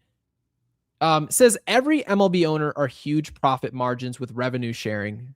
Revenue sharing is interesting. Revenue Media sharing and is licensing. the worst thing ever because it basically incentivizes these guys to knock it off their ass, and they're just like, I'm just going to get paid regardless. And that's absolutely what the result is. So it says media and licensing, distribution, ballpark revenue, real estate, and luxury tax distribution. The owners are sitting on their hands because their hands are full of money. Yeah, you definitely look at the Dodgers owners and you feel like they're the billionaires, and then the owners of the Pirates are the multimillionaires that own a team? No. All these teams that are owned by all the owners of these Major League Baseball franchises are billionaires. Some billionaires just hide it better than others. And the ones that aren't spending any money just so happen to feel they're not, but they feel a lot more like you and I, Jake. They feel like the average. What you're just going to let the everyday blue collar business owner just get screwed over while the Amazons and the Best Buys, the Los Angeles Dodgers, just go out there and just kill you. No, Isaiah, it's a problem. The profit margins, like all this stuff that's going on with the business side of the game, is a disaster. And people are going to look at Tarek Skubal and say the Dodgers are ruining the game. But guess what, guys? There's no salary cap. They found a business model. We spend as much money as we want. We build our farm system, and we use that system to facilitate trades. And Jake, I'm going to be honest. I have no problem with what the Dodgers are doing. If you don't like it, change the rules. Yeah. No, it's definitely. I agree completely. I mean, this is what's causing Pirates owners and Colorado Rockies owners to just kind of sit on their hands. I think you got to earn the revenue share. That's what I think. And that's Denver, Colorado, by the way. That's a big city. I know, and dude. You're moving dope. around like you're in. I mean, my God, they're acting like they're somewhere hiding around in the Midwest. Yeah, no, it's crazy. But yeah, no, I love this. This is a great super chat. Isaiah, so Isaiah, thank you for the super. We really appreciate that. Thank you. Unrelated, you guys see rookie making his debut for the Tigers? 21-year-old Max Clark went 3 for 4. Why can't we get players like that in the organization? Jersey Girl, appreciate the 5. I mean, they do have them. You know, to be fair, it's you look at maybe Spencer Jones is one of them, but you look at Ben Rice. Ben Rice Cam is that. Schlittler. And by the way, can you refresh my memory, Jake? Where was Max Clark selected? Was it 3rd, 4th overall? I thought he was a top 5 pick. He was a top 5 pick. So Jersey Girl, was it just the other day? I mean, why, he's already up in the big leagues. He was drafted, I believe, in 2023. Okay. It was 2021 or 2023. I thought it was 2023. If you're selected your top 5 in the draft in Major League Baseball, and then you're drafted 30th overall, the chances of you becoming a big leaguer, I mean, the difference in development between those two players, talent-wise, is massive. So to Brian Cashman's credit and defense here, not to defend everything he does, but selecting top 2 and Adley Rutschman, getting selected number 1 overall, and Manny Machado going number 2 overall, or wherever you go. It's so much easier to develop these guys because they're can't miss talents. Max Clark was an incredibly talented guy, and he had some bumps in the road. Everyone was dogging him for the chains and the personality and what he says in the media. But I was happy to see that he went out there, hit a little. I don't know if you saw it, Jake. Barstool, they posted baseball for the first time in like 2 years. He flipped the ball out to left field for his first hit. Then he had 2 doubles. So it was a good day for him. Yeah. No, that's awesome. Okay. By the way, I see Ninja Hot Dogs Hundo. I thought we read it. I don't know. It went Here's away. John, by the way. So it's just not showing up for you, but for whatever reason, it's showing up on my starred category. So I had to go and manually find it in the chat. Like it didn't show up in the starred category. Oh, so we'll have to send an email to a sternly worded email. Yeah, that they'll absolutely ignore. Yeah, John they'll Fury, laugh at us. Oh, they will. Thank you for the 7. He says, I'm wondering if the injury to Judge and others is why we can't make the trade for Skubal, because we need help in other areas. Yeah, but well, Jake, how do you think that don't changes be involved in the trade? Like, I would see that bothered me. I was totally like you said he was going to the Dodgers 2 weeks ago. Yeah. And I was like, oh, really? Like, you don't think? And you're like, yeah, I do. Unfortunately, I don't want him to go there, but I do. We just like it was yesterday. I remember us talking about that. And then I started to notice that the Yankees weren't involved anymore. No one was talking about them, right? And I was just like, no. Okay, he's out of sight, out of mind, right? Yeah. Then this stupid shit occurred 40 minutes before this trade. They're like, the Yankees have serious interest. And now all of a sudden it's like, oh, yeah, by the way, they fell short again. We were about to hit the button to go live, and all of a sudden you were like, what the hell? Tarek Skubal's a Dodger. You're kidding me?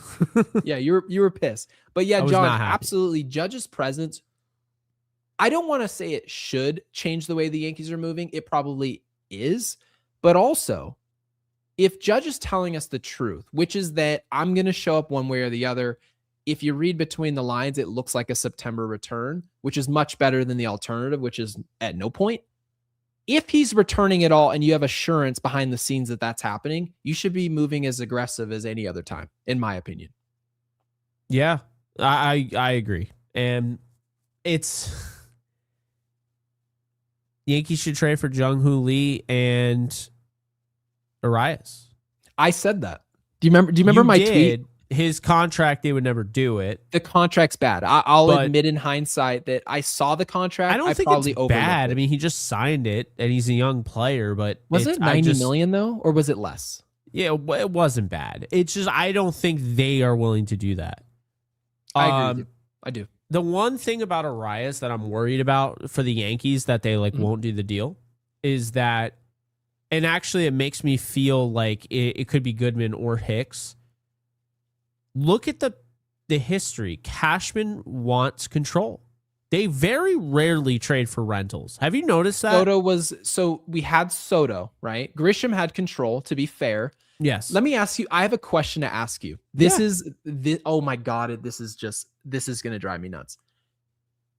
Remember how my mom said, "Oh, we gifted you Trent Grisham." Remember how she said that? She said it as a joke. Yeah.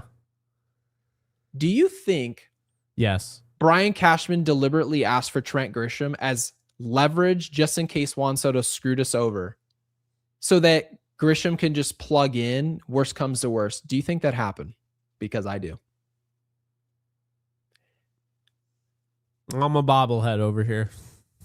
Because most people will be like, oh, no, it's just nice to kind of cover your ass. But that's not the deliberate reason that the trade was made in the first place. I don't think Grisham was a throw-in. I think he was a deliberate ask.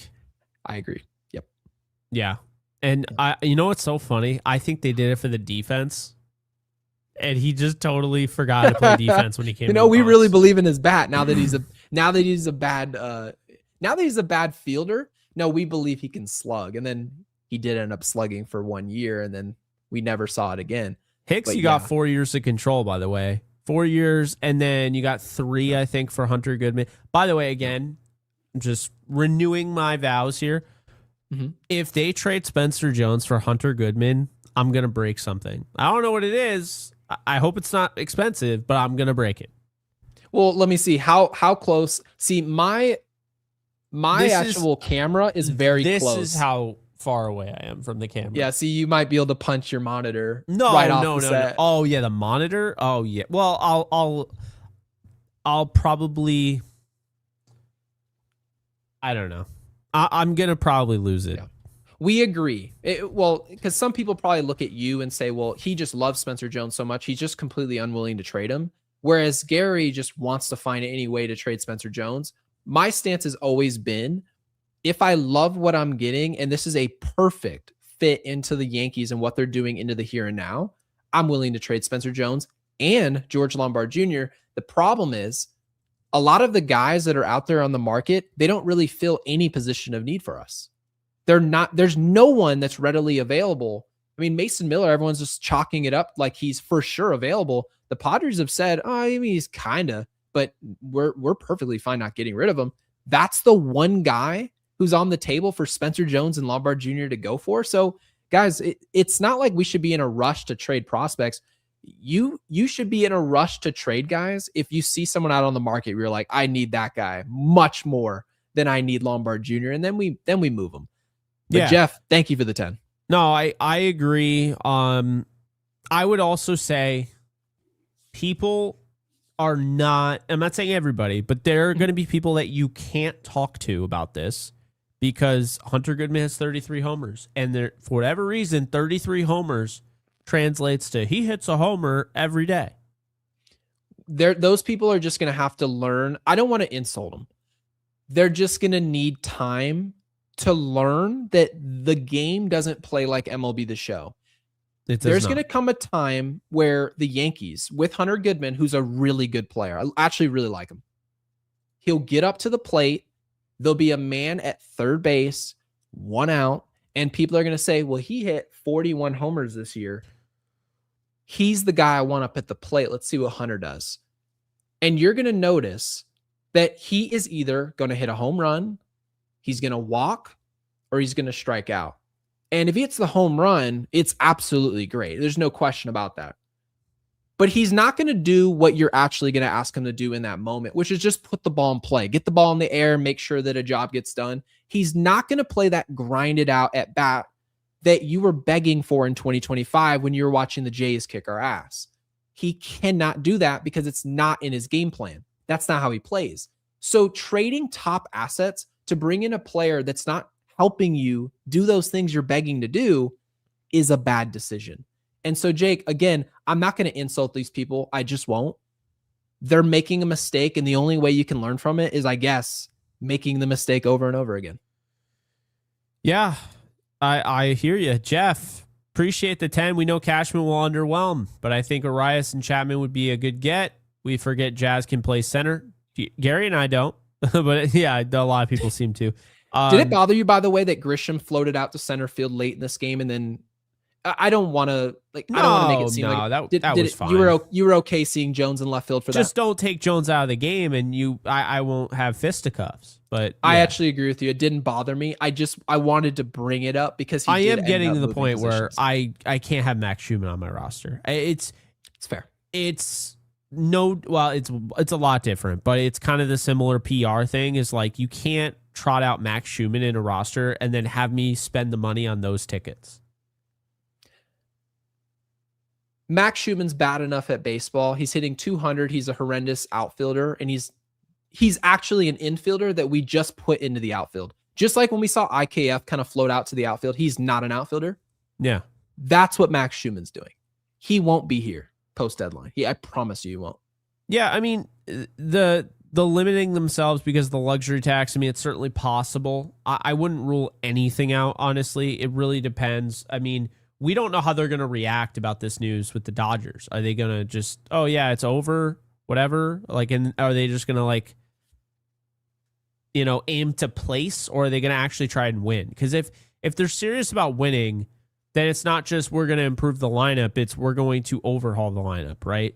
So, again, I don't want to get, Brian Cashman in trouble for something he didn't do yet. And I can't stress that enough. And right now, that's also a how question, isn't it? I mean, well, yeah, I know you brought up earlier in the show, you were like, I would love to pry Mason Miller, but a lot of what I do for you, I scratch your back and take Xander Bogaerts' dismal contract. Yeah. Well, that also has to do, Hal Steimer has to approve that. If he doesn't, that's not Brian Cashman's fault. He just has to do what he's told.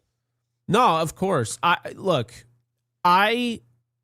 get, right? I get why people are upset that they haven't done anything, but the market, there's still so many guys out there. It's not like we've seen like big fish go like crazy. No. We just saw them essentially. The first big fish went off the board, and you and I really weren't under the impression that the Yankees were even serious about it, even though, and this is before the serious report, but even still, I don't really buy that they were serious. So, yeah, it's one of those things like where. Thank you, Jeff. I have to grade Cashman because the deadline is 2 days away.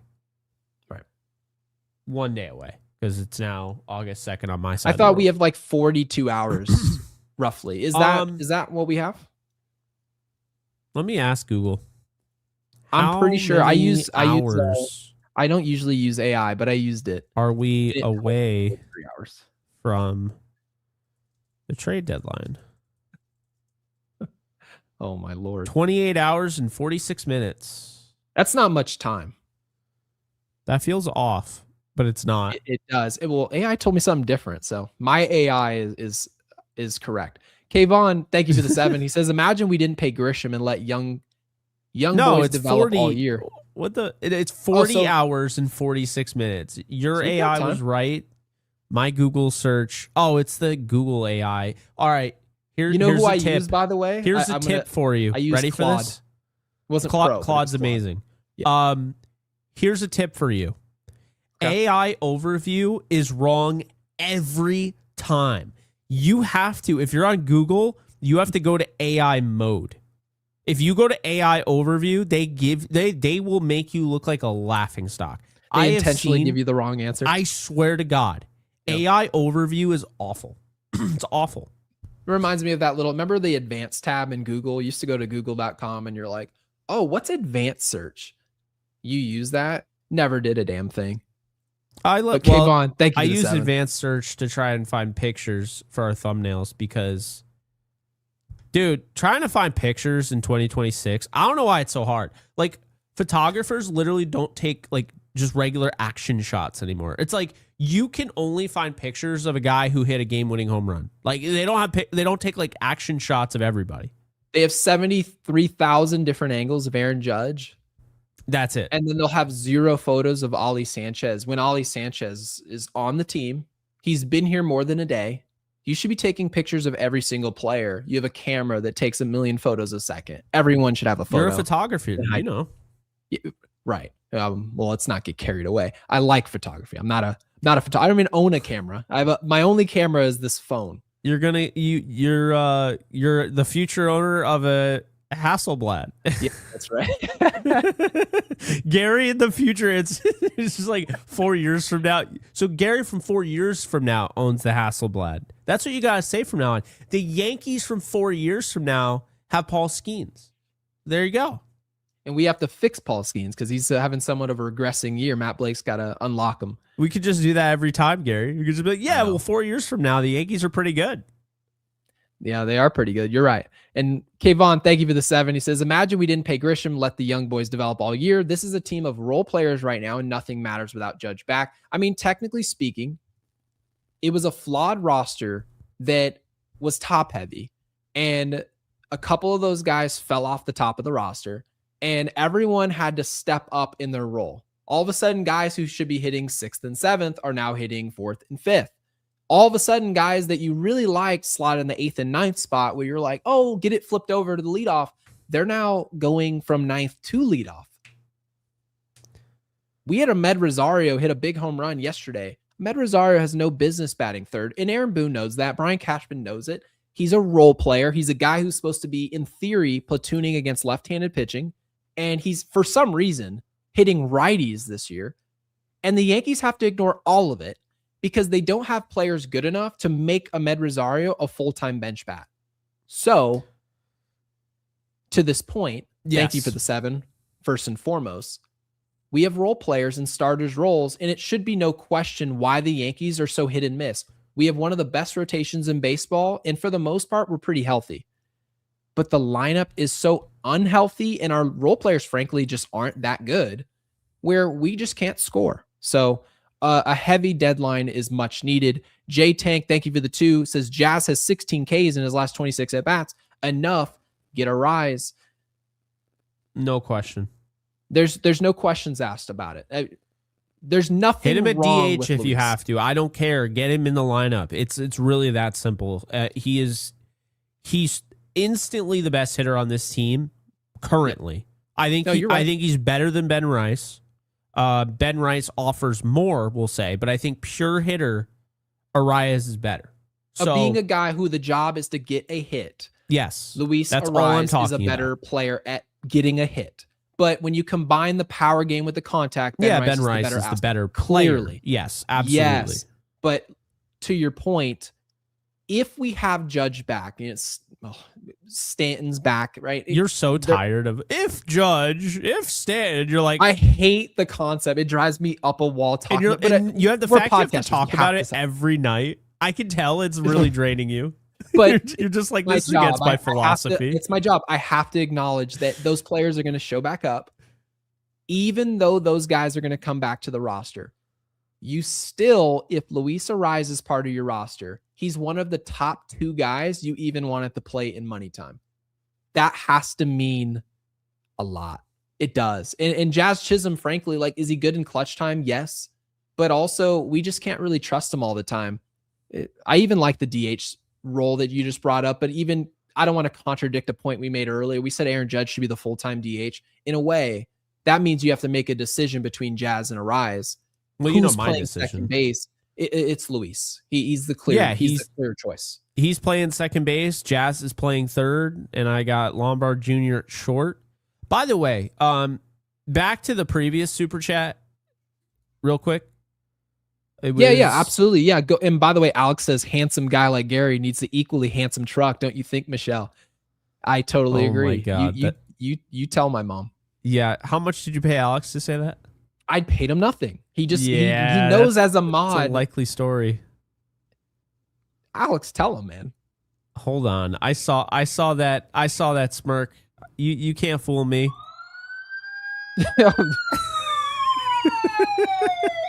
Chef, you don't think I'm handsome? I don't appreciate that, my friend. No, so you said the previous super chat. You just got an uncle alert for that. Did I get an uncle alert? But I wanted to go back to this one, and the reason being, I think that there's something that's never really brought up, but I'm gonna bring it up. I talked about it last year. Spencer Jones. I stand by this. They should have just gone all in on Spencer Jones when he was playing really well last. Like, he had 30 home runs. Like, it was crazy. He should have been called up, Jason Dominguez should have gone all in on them. And then at this point, call me crazy, I think they're probably better than they are right now if they got that playing time. I think what we're seeing with Spencer Jones isn't that he just figured it out. This is him seeing MLB pitching. I told you, he's been on the back burner for a long time. Gary, I think he's been ready for a while. And what I mean by ready, is he ready to see? This is the common misconception people make. My prospect needs to be ready. You don't know if the prospect's ready. You just know that he's ready to get a shot in the MLB. That's all you know. You're not calling up a guy to say, you know what? We're going to wait until he scorches pitching in the MLB. That's stupid. There's no way to justify that. George Lombard Jr. right now is ready to at least attempt to face MLB pitching, just like Spencer Jones was. All we saw was Spencer Jones, and I'm glad it's happening now. We talked about it. I'm glad it's happening now. But what we saw with Spencer Jones is wasted time. Wasted time. And we're not talking about a 21-year-old. We're talking about a 25-year-old. We're talking about somebody who he's going to be a free agent, and he's probably not going to be signable. At that point, the Yankees will probably move off him when he's 30 or 31 years old, unless he ends up being Aaron Judge. But, Gary, this is the thing that I've been saying, and it coincides with what Kayvon's saying here. It's like, imagine if we didn't pay Grisham. Imagine if you gave Jones an opportunity to do what he's doing right now. He has his first 89 at-bats before you decide to pay Grisham. I would say maybe if you do that, maybe if you do that, you decide not to pay Grisham to begin with because you actually would have known a little bit more about your player. That's just my take. I think there's a middle ground here. And that's fair. I completely get that Spencer Jones, you look at what he was doing in the minor leagues in 2025, you can justify he's good enough to play professional baseball. You also can look in the Yankees outfield and I see Cody Bellinger in left field. Spencer Jones isn't better than Cody Bellinger. He's likely never to be, and that's fine because you have two other outfield positions. Now, here's where the Yankees had an issue. You said last year, this was last year, not this year, right? Both of them, that Judge should be DHing. Now, at the time, Stanton was an anchor in a bad way at DH. So the Yankees said, no, Judge, you got to go out to right field. And Trent Grisham is having a career year out of nowhere, so he's got to play in center field. Well, because you made the decision to play Aaron Judge, and this is the negative side effect of having him out there, is that DH is now clogged, and you only have one spot for Spencer Jones and Jason Dominguez. One. And so what did the Yankees do? They said, which player do we believe in most? They said Spencer Jones. That was actually what they thought. And Jason Dominguez, the lesser of the two players, they love to call up the lesser of the two because they get to protect the guy they really like. That's what they did. So Trent Grisham balled out. They said he's too good for us to put Spencer Jones in now, so we'll just hang on to him. And then all of a sudden we went into the offseason and the Yankees compounded the problem going after a fourth-round draft pick. And you have to ask, Jake, would you rather obtain a fourth-round draft pick or save $22 million, start Spencer Jones, and use the $22 million to go get a third baseman, to go get a catcher, to go maybe you can assume a bad contract in Xander Bogaerts and try to maneuver Mason Miller to the Yankees? You could have done anything with the $22 million. Instead, they delayed development. And it's not delayed development of Spencer Jones will be a great player, but he could or he couldn't. You're just delaying everything. You're delaying the knowledge of what he is. Right. You just punted the results to the following year and wasted time. We call that being a coward. That's all that is. Oh, it was scared. We don't want to. Oh my God! Like shit or get off the pot. James, you're absolutely right. It's impossible to know, but I get what you're saying. He may have needed and benefited from that time developing. I'm telling you with confidence, I think AAA is the thing that was hurting him. Yeah, I would agree with that. Because, again, you could have the greatest cut of meat ever, and you put it in the crock pot. If you leave the crock pot, if you leave it in there for too long, I don't care what meat you bought. I don't care how much you spent.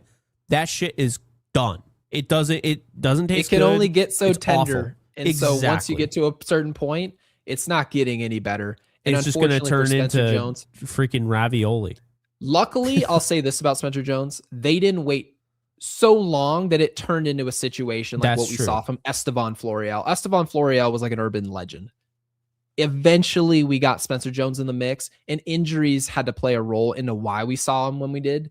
But the same thing could be said for Ben Rice. I don't really care how we got here. I just want the players that are good enough to play. James says, impossible to know that, Jake. Jersey Girl with the 5 says, why can't the Yankees have a more sophisticated infrastructure to recruit Japanese players like the Dodgers? Logistics isn't everything. Remember, Tanaka.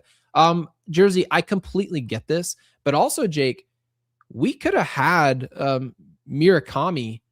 Sometimes you got to take a risk on these guys. Like you just have to. This is a great point because he would have come. I mean, he Murakami signed in would have been a Yankee for $34 million. Like, you know. Yep. And White Sox fans was probably there. think, oh no, he wanted to be here. And I'm not saying that he doesn't want to play for the White Sox. I'm sure he does. But also for $34 million, sometimes you just make the right. Like everyone knew that Yamamoto was going to be the real deal. It's an over $300 million offer, and we've never seen you pitch in the big leagues. We know you're good. Yes. But Murakami, it's up in the air. So Jersey Girl, to some level, you don't get to just wait for the Otanis and be like, you want to come play for the Yankees? Sometimes you have to build up some, you actually have to build something up by drafting or maybe signing a player that's hit or miss and hitting on a couple before you ask the big fish to come along. And I think, Jake, that's part of the reason the Yankees they're missing on Japanese talent. There's a lot of it over there, is that they're waiting for the perfect fish when in reality, sometimes you have to make a decision and make the right one. Yeah, no, absolutely. When it comes to, I think this is a perfect example of how we don't know anything. We think we do. Remember when the Blue Jays got Okamoto and we were just like, oh, we're cooked. This is not good. Yeah, I didn't like it. Okamoto is a guy you and I both identified as a contact bat that could help this team. He turned into a power bat. Never could have seen that coming. And then I was completely wrong about it. Yes. Toronto is so bad, like everybody could be available right now. That's right. That's insane. You never know. Nope. By the way, I have to point this out. Do you know that the 7th prospect that was in that trade, he's going viral on Twitter right now? Oh, why? Almost 28 years old.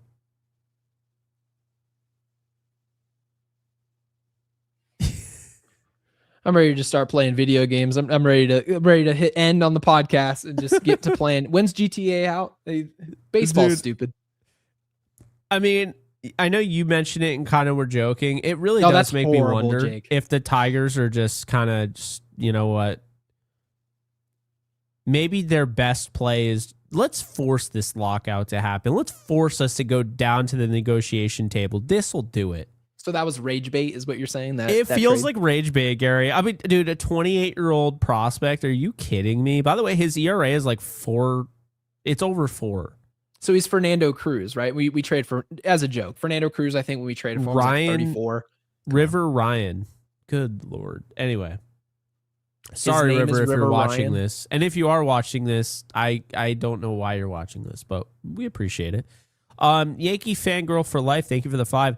Seeing online that some think maybe owners colluding for Dodgers to do this so public sides with them during strike. Thoughts? Yeah, I mean, this is always going to be talked about the more the Dodgers acquire talent. Yeah. If the Dodgers end up getting... Okay. If the Dodgers end up getting Ryan Jeffers or somebody like that, it might break the whole season.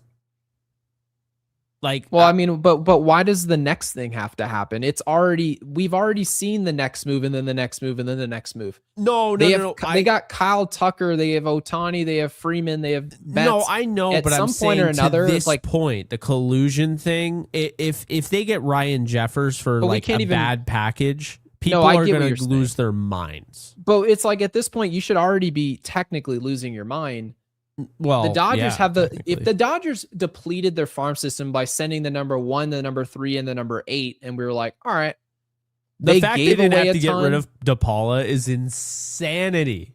It's If insanity. they traded a ton, but we know they're the Dodgers and they can just spend to recoup the talent they lost, you should be able to live with that because the Dodgers have basically broken the model. You develop correctly, you use them as trade chips, you can acquire rentals, and it's not a risk for you because you're going to get the player in free agency, and that model continues to overlap and continue on. You're unstoppable, right?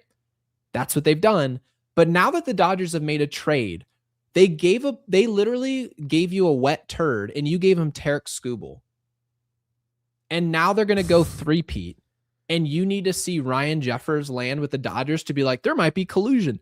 Honestly, no, I get what you're saying. No way. We can never convince people that I'm not actually thinking that it's collusion. No. But at the same time, it's like, there's not really a situation where anything can happen with the Dodgers right now where anyone's going to like be on the side. Everyone's going to be on the side of hating the Dodgers. I'll say that, Jake. Yeah, that's people fair. are going to hate ultimately the Dodgers. Makes it biased anyway because you're like, of course, you're going to think the team that you hate is colluding. But if the Yankees were doing it, I mean, to some level, if I was watching George Steinbrenner and he was still here, just getting every player, we're throwing up banners, we're going down. Oh, we're going to go down at Manhattan and do parades. Am I really sitting here losing sleep? No, the reason we lose sleep is because it's not us and it feels unfair. It's not us. So yeah, it sucks, but there's no way to prove collusion unless who's it again? Pablo used to work at ESPN, or he still does, where he does all those collusion cases. Have you seen that? Do you know who I'm talking about? Oh, Lord in heaven's sakes. Look at Jake frozen.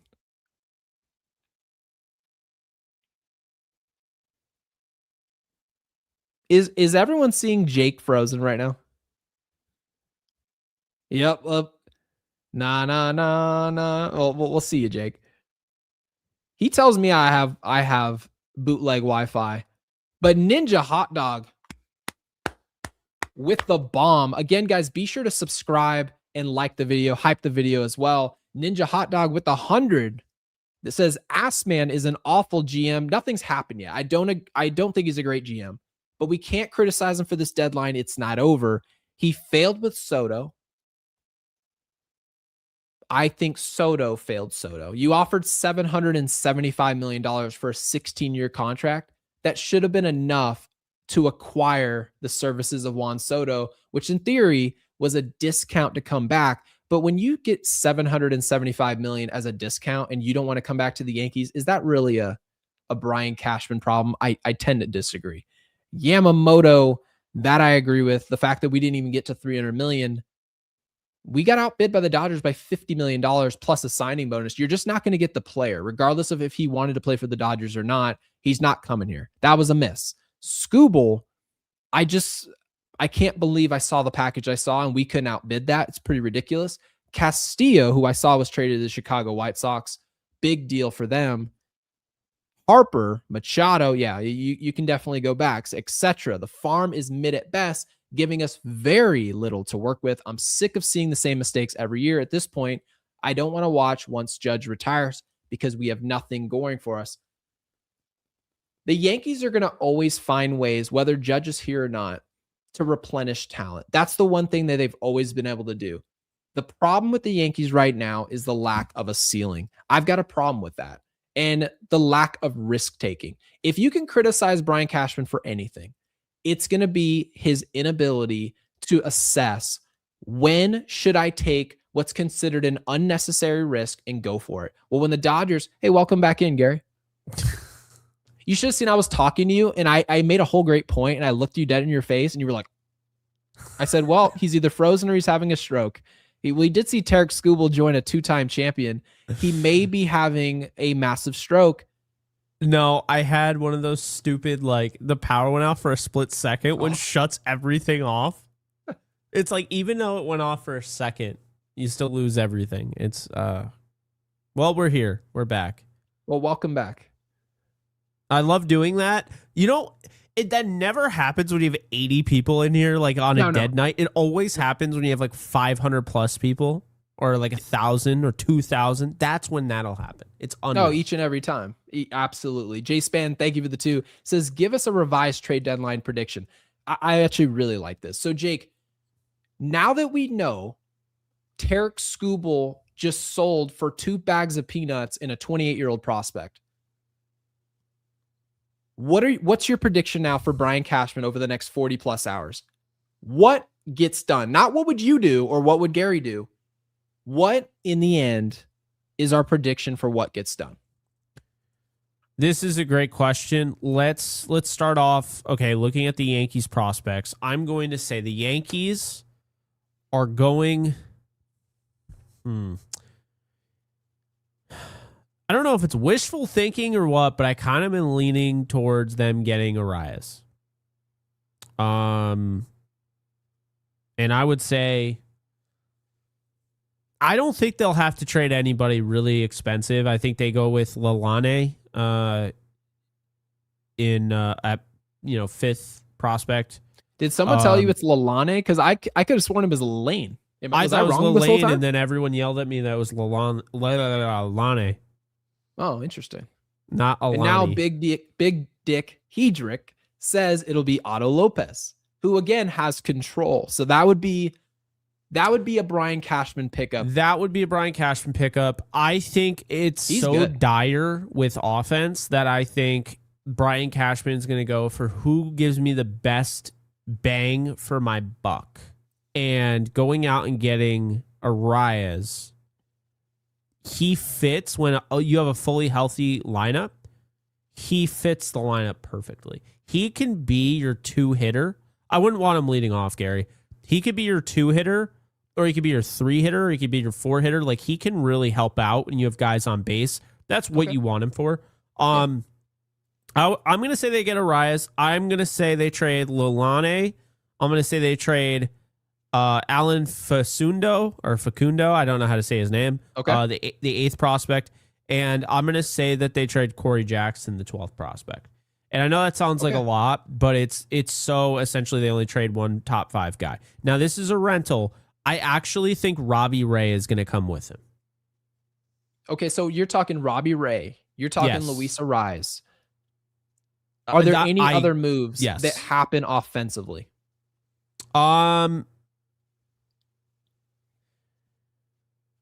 I was going to say that they trade Spencer Jones. I kind of have a feeling they're going to get Hunter Goodman. I don't know why. I kind of do. And that's without Spencer Jones in the deal? I think they'll find a way to get it without. Okay. They'll trade. They won't trade Lombard Jr. either. I think they're willing to go as high as Dax Kilby. I think that will be good enough for the Rockies. They have a good relationship with the Rockies. They've done a lot of trades with them. So I think they'll be able to do Dax Kilby, Ben Hess, and they might have to give up Caden Kent, but so be it. So, and then I do think there's a chance Wilberson De Pena does make it out of this deadline a Yankee. I still think it's possible. But my third and final trade, the Yankees trade with the Padres to get Adrian Morejon, and they trade Will Warren and I'm going to say Will Warren straight up for Morejon and a prospect. We'll say I had Weathers Bryce in Cunningham. That deal. I agree with Morejon. I think he'll be a Yankee. I think Ryan Weathers is going to be the guy they take. Interestingly enough, not to say that it's anything bad about Will Warren, but also the Padres, they're a team that likes to rely on stuff. They're a big stuff organization, right? Yeah. They did the same thing with Yu Darvish. They need to see the movement. They did the same thing with Mason Miller, and they need to see the velocity. The Suarez velocity, right? It's 100 miles an hour. Weathers has that bag. Will Warren doesn't. Will Warren's he's good, but there's a ceiling over his head where you feel like there's still another gear for Ryan Weathers that is untapped. It still feels like we haven't gotten the most out of him in terms of consistency. I think he's the more valuable player. If you can get Morejon done with Ryan Weathers, do the Yankees do it? That's an interesting play. I don't know if I'm in love with it, but I'm still not complaining. You add another arm to our bullpen, given the way that it looked tonight. So yeah, I don't think Arise is getting done at all. I would, what I think of the player. Yeah, I mean, love it. It's so hard to make a. I felt so good about Jeffers, and now it just doesn't feel like they're willing to trade. Twins are buying. That's right. So I do think it's so dire. See, I texted you that today. I actually really liked what. Not that it was like state of the art what Joel Sherman said, but I said this is low key good news. You know. Luis Garcia Jr. We talked about him. We brought him up before. He is somebody the Yankees have been looking at, and he's not a fit. He's a first baseman. But Joel Sherman said that's how bad it's gotten. Like, they believe they need a bat that badly. That, to me, nullifies all of the he's not a fit with Arias. It completely nullifies it because the whole idea is that if you make a trade for Arise, Jazz Chisholm is either traded or he's moving positions. There's nothing other. You can only do those two things. You move him to center field, which he's done, right? Or you can move him to third base where Ryan McMahon's currently struggling. Those are the only two options you have. And the Yankees have previously said, well, we're not moving Jazz Chisholm. That's something we're not going to consider. They've said that about many players. Well, if you're that desperate for bats, and you love the defense you're getting from Ryan McMahon at third base, which I don't doubt, by the way, Jake. I even said I think Ryan McMahon will be our third baseman and finish out his contract with the Yankees. As crazy as that sounds, I at least get the angle. I do. But Jazz Chisholm being a rental and being gone at the end of this year, we don't expect him back, and you're that desperate for bats, you would get the superior bat and just replace one for one. This is the right choice for the Yankees. And I want to say that you feel bad and you don't want a player to be with you for a year and a half and you just ship him somewhere else and join someone in August, right, for the pennant race. But Jazz Chisholm made his bed. He's proven himself, and not in a terrible way, but in a way that's nuanced. He's incredibly talented. He's an upper echelon talent with bottom of the barrel expectations. He just doesn't have a professionalism and a baseline for the game where I can trust him on a daily basis. Luis doesn't have that problem. He has an exit velocity problem. He has if anything, a skill set issue. And you look up at his baseball card and he's hitting 330. So if a guy whose biggest problem is his inability to hit the ball hard, and I look at his card and he's hitting 330 with an on base of 380, he can hit leadoff for me and I can trust him. Jazz, I'm sorry. You haven't proven yourself more than this guy, and you're both rentals. So who's more valuable to the Yankees? It's Luis Arias. That's the player that the Yankees should be buying into right now, Jake. And you have to imagine, based on the market, he can be had from the Giants. This is a bad team. They'll probably take anything at this point. Yeah, what's really interesting, by the way, is the Yankees made a trade for Andrew Benintendi, who's kind of a similar player to Arias. Back when they made the trade, he was hitting 320. Okay. Mm-hmm. He had a 785 OPS. So obviously, shocked that didn't work, by the way. I thought this trade was going to work. It didn't work because he had the hamate bone injury. And then they tried to, he was fine. He had 254, definitely was down. But like, I remember it being worse than that. Yeah, no, he only played 33 games, So it's one of those things where I think he needed a little bit longer. And then they tried to sign him, and he wasn't down to sign for what they were looking for. So it's one of those things where I don't think Benintendi was bad. I think people just remember him not being there. So it's just kind of... But the reason why I bring this up is, do you remember what Kansas City got for Benintendi? They got TJ Sikkema, the 19th overall prospect for the Yankees. They got Beck Way, the 21st overall prospect.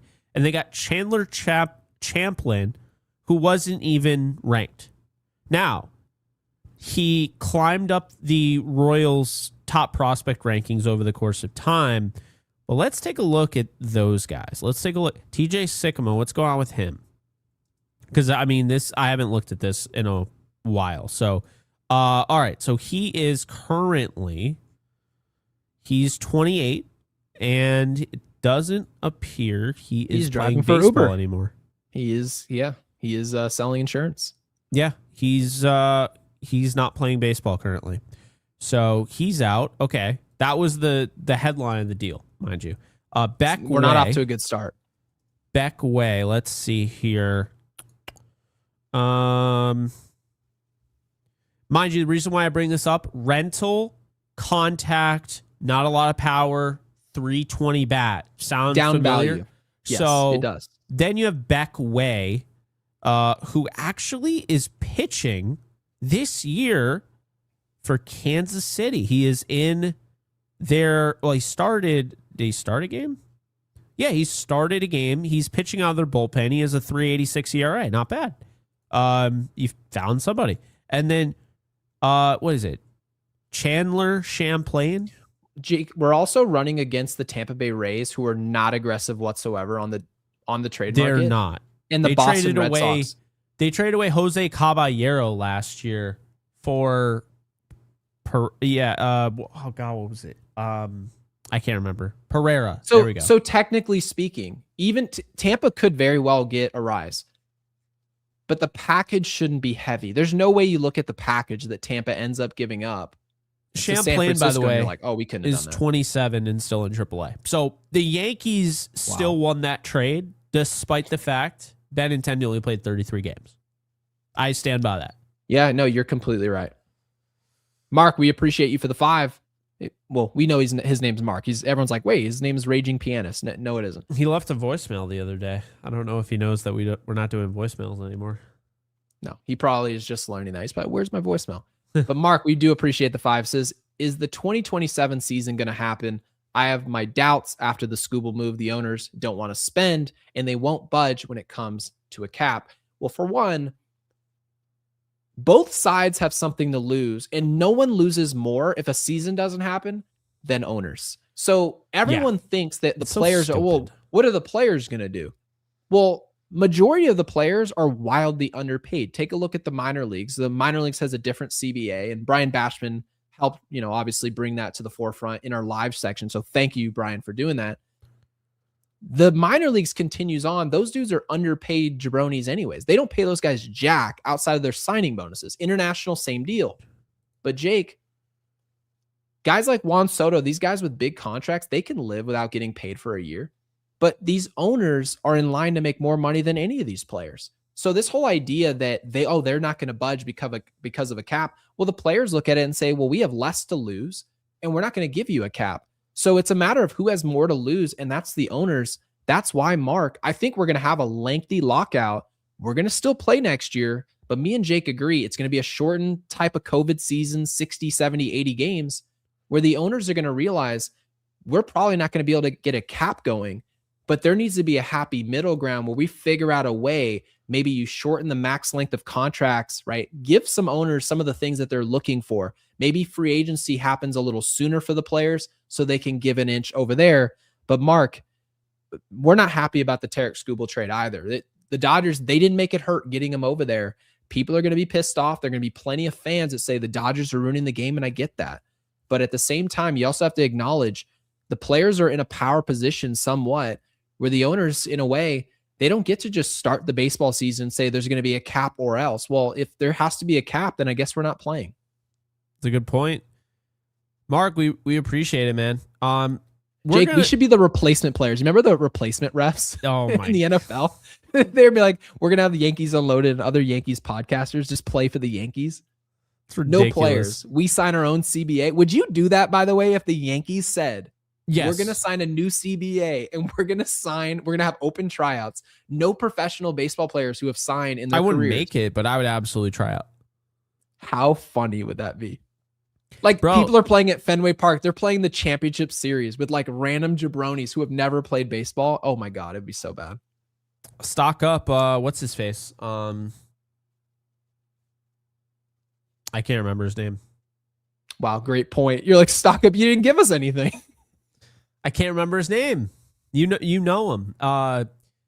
Pitcher, really good pitcher, was on the Dodgers, out of baseball. Trevor Bauer? Yes, Trevor Bauer. Well, he signed a professional contract before. He wouldn't be allowed. Wait, oh really? It's for anybody that's ever signed a professional. Yeah, that's my rule. If you've ever signed a professional contract before, even in the minor leagues, you cannot play in this new CBA. You have to be a literal amateur who's never played before. Oh, sorry, Gary. I didn't tell you. In a past life, I actually played for the Phillies.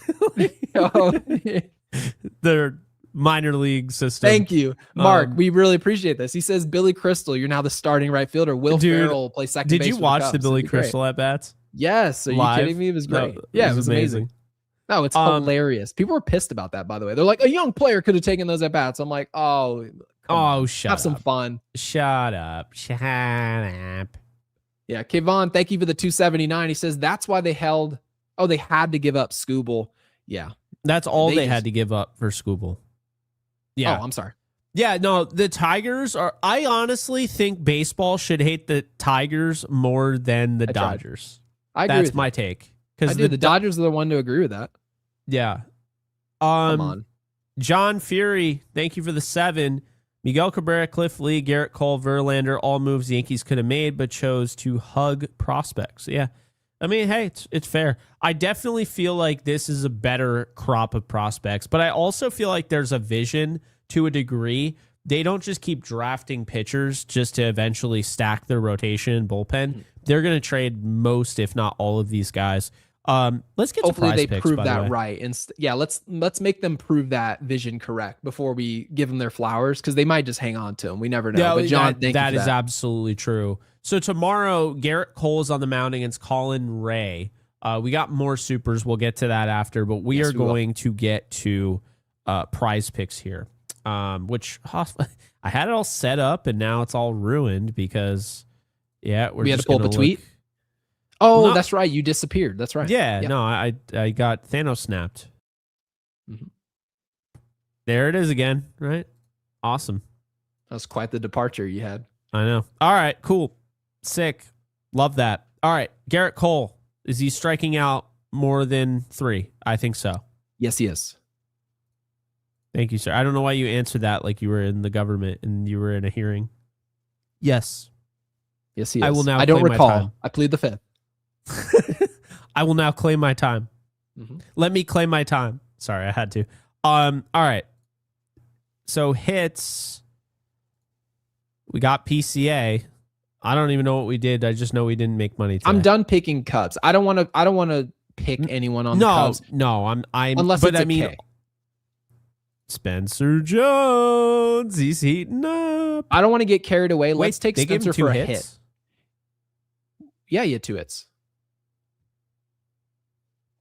He was 2 for 4. He had a hit in his final at bat. Hit the homer and then lefty Did I on miss lefty his final at bat? I thought he only lefty had on lefty. 1 hit. That's why I was trying to. And mind you, we did the research our last show, and he does hit lefties for his career. He was lefty on lefty with 2 of his knocks today. I'm taking Spencer Jones for a knock. I don't want to get carried away, but we're riding the momentum. He'll definitely start tomorrow, no matter who pitches. Austin Wells definitely 2 hits, without a doubt. There's no question in the world. Like, are they absolutely out of their? It should be a goblin or a devil for 1 hit. Yeah, he hits 160. A devil for a hit. Yeah. Yeah, are they out their minds? Prize picks. We got to lock that thing in. Ben Rice is going every other day, so he's due. We'll take Ben Rice. Yeah, got him on the Dew train. Calling him Mountain Dew over here. All right. Yeah. Jason Dominguez. No. Yeah, see. Jason Dominguez is the epitome of Mick Jagger. This dude is a jag in Major League Baseball. He's got ho-hum power, and he'll every once in a while hit a bomb. He's hitting 220. There's nothing to hate about him. There's nothing to love about him, except for the improved defense that every once in a while still will leave I'm you higher on him than you, but I understand where you're at. Yeah, totally understand. I don't select him in August of 2026. This could be better later. So let's reset here. Jackson Holiday lives? Wait a minute. Did it have a hit for a devil? Oh, give me that, dude. Give me Jackson Holiday. Wait, hold on. He's available. Banger. Can we? Yeah, that's a banger. After this. So, and that's a bust, but we're taking him. Yeah, no, we're definitely taking him. So Jackson Holiday, Rice, Jones, and Cole Be sure to get in on the action with Prize Picks. New users can play $5, get $150 if you win. It's our favorite promotion that we've had on this show with Prize Picks. So be sure to use the code HMA to get in on the action. The link is in the description below. It's available in 40 states. I'm going to lock this in. We're going power play. Oh, 5 wins 26-25. Cool. Should we do 5 or 10? I don't know why. There we go. Let's do 10. I feel good. So there it is. We'll take it. We didn't make many selections, but I feel like we were strategic there. So Jackson Holiday is apparently available. I bet he is. That is, yeah, but here's the thing, okay? Jackson Holiday is a very interesting player here.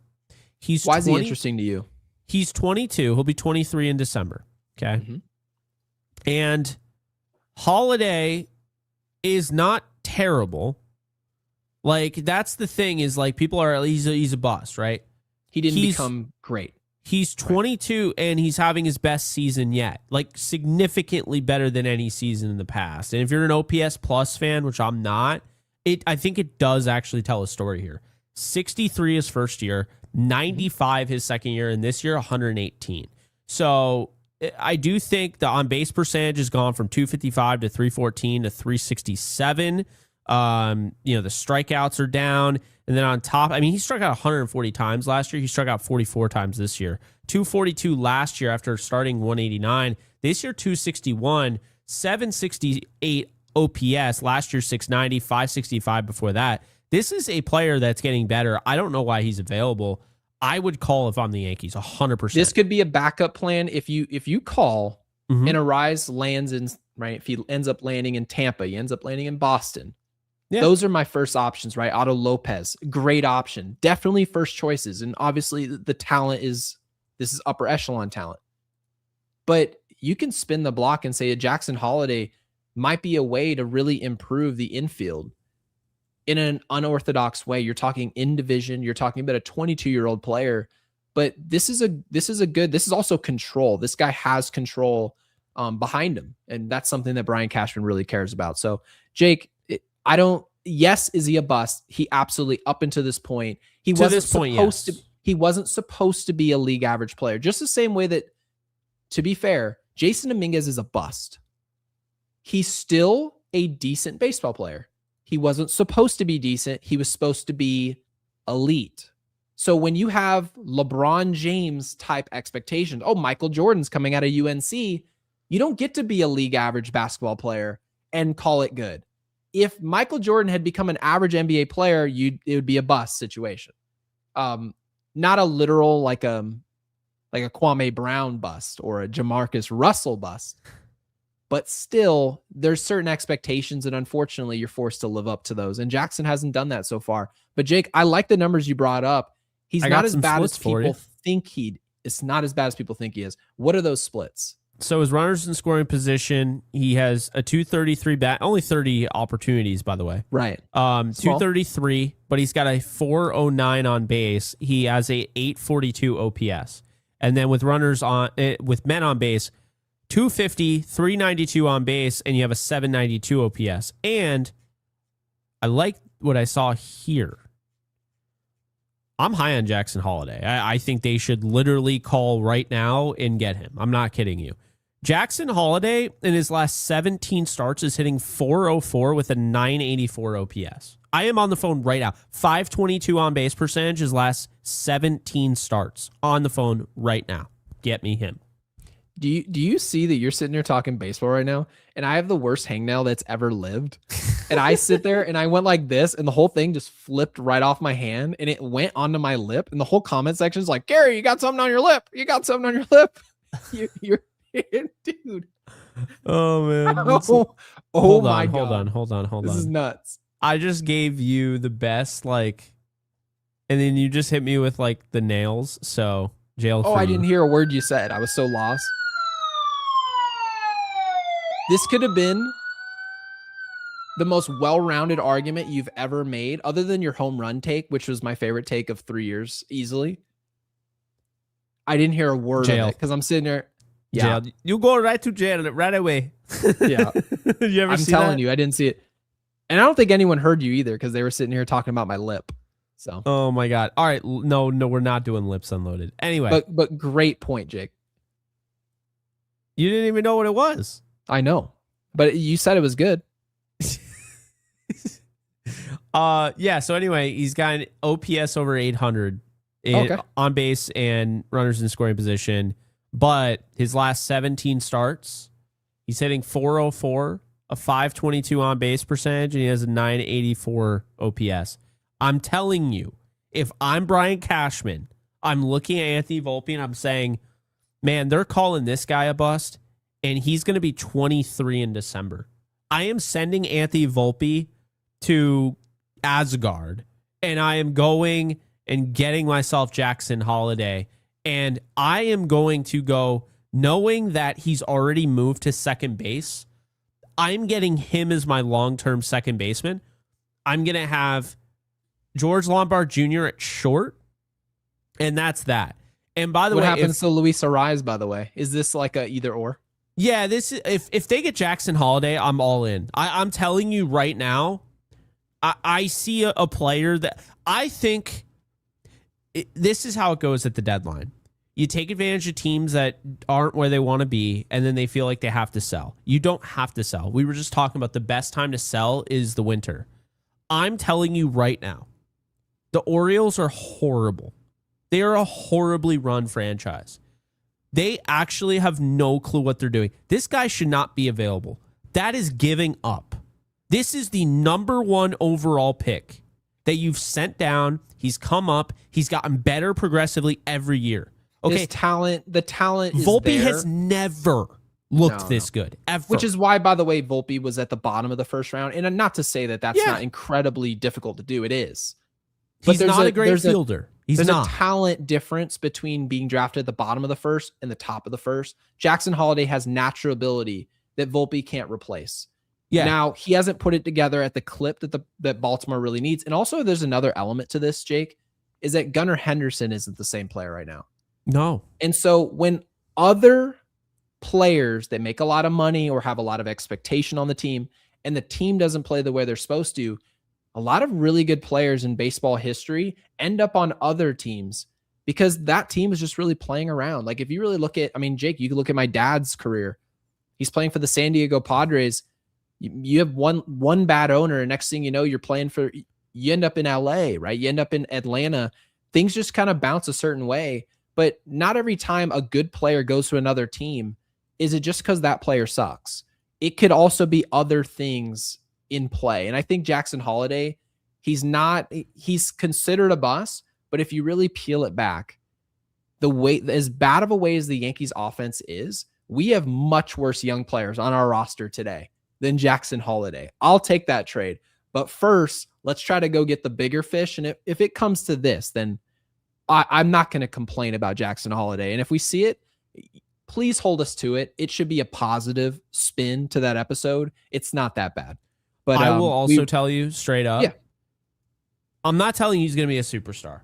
But you know who he kind of reminds me of? He reminds me of Steven Drew. No. It's not even in baseball. He reminds me of Josh Allen. Josh Allen sucked at the beginning of his career. Now, I wasn't high on Jackson Holiday coming out, and I was not high on Josh Allen. Now, I felt like Holiday was overrated. I felt like Josh Allen played against no competition to speak of at Wyoming. I was proven wrong, but I never did a victory lap when I was right, when it looked like I was right. Because this is the issue with sports and rookies and young players. We don't give them a chance to breathe. I mean, when you have people that are literally saying, we see it with Spencer Jones, he's under 100 at-bats, and they're already like, I've seen enough. I'm done with him. Or I've seen enough. Because it's based on what's going on. Yeah, what's going on around him. It's like what that team needs is him to be ready right away. So if he's not ready right away, therefore he sucks. Baltimore needs, right now what's going on with Jackson Holiday is he has to carry the team. If he can't do that successfully, that's not what they need. So therefore, he must be part of the problem. We got to get rid of him. You all of a sudden throw Jackson Holiday with the Dodgers, or you throw him with the Yankees, he's going to look naturally like a better baseball player because there's not as much pressure. There's other talent around him. So yeah, that would be foolish. If Baltimore trades him, they're stupid. I don't think they'll end up trading him because I think when you peel it back, they can't. It's not going to look at it. It's not going to be a good trade. So it's one of those things. Hopefully I actually, if he's available, you have to get him. I mean, this is a guy that had a 70 out of 80 hit. His hit tool grade. Then you have the fielding. The fielding hasn't been quite what we expected, but he's getting better each year. This is not the guy you trade. He has a clumsy body style. I think he's a second baseman. The body style, he's a little bulky. I mean, obviously his dad's Matt Holliday. He's shredded. I mean, if you see him in person, the dude is absolutely ripped. It's not really the body style that stays. He's not exactly 6'4", 6'5".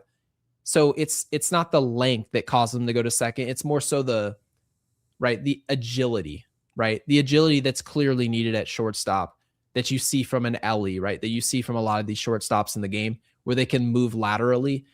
Jackson doesn't have that type of movement at short, and that's fine. There's other positions to be played. You can play third base. We've seen shortstops go to first.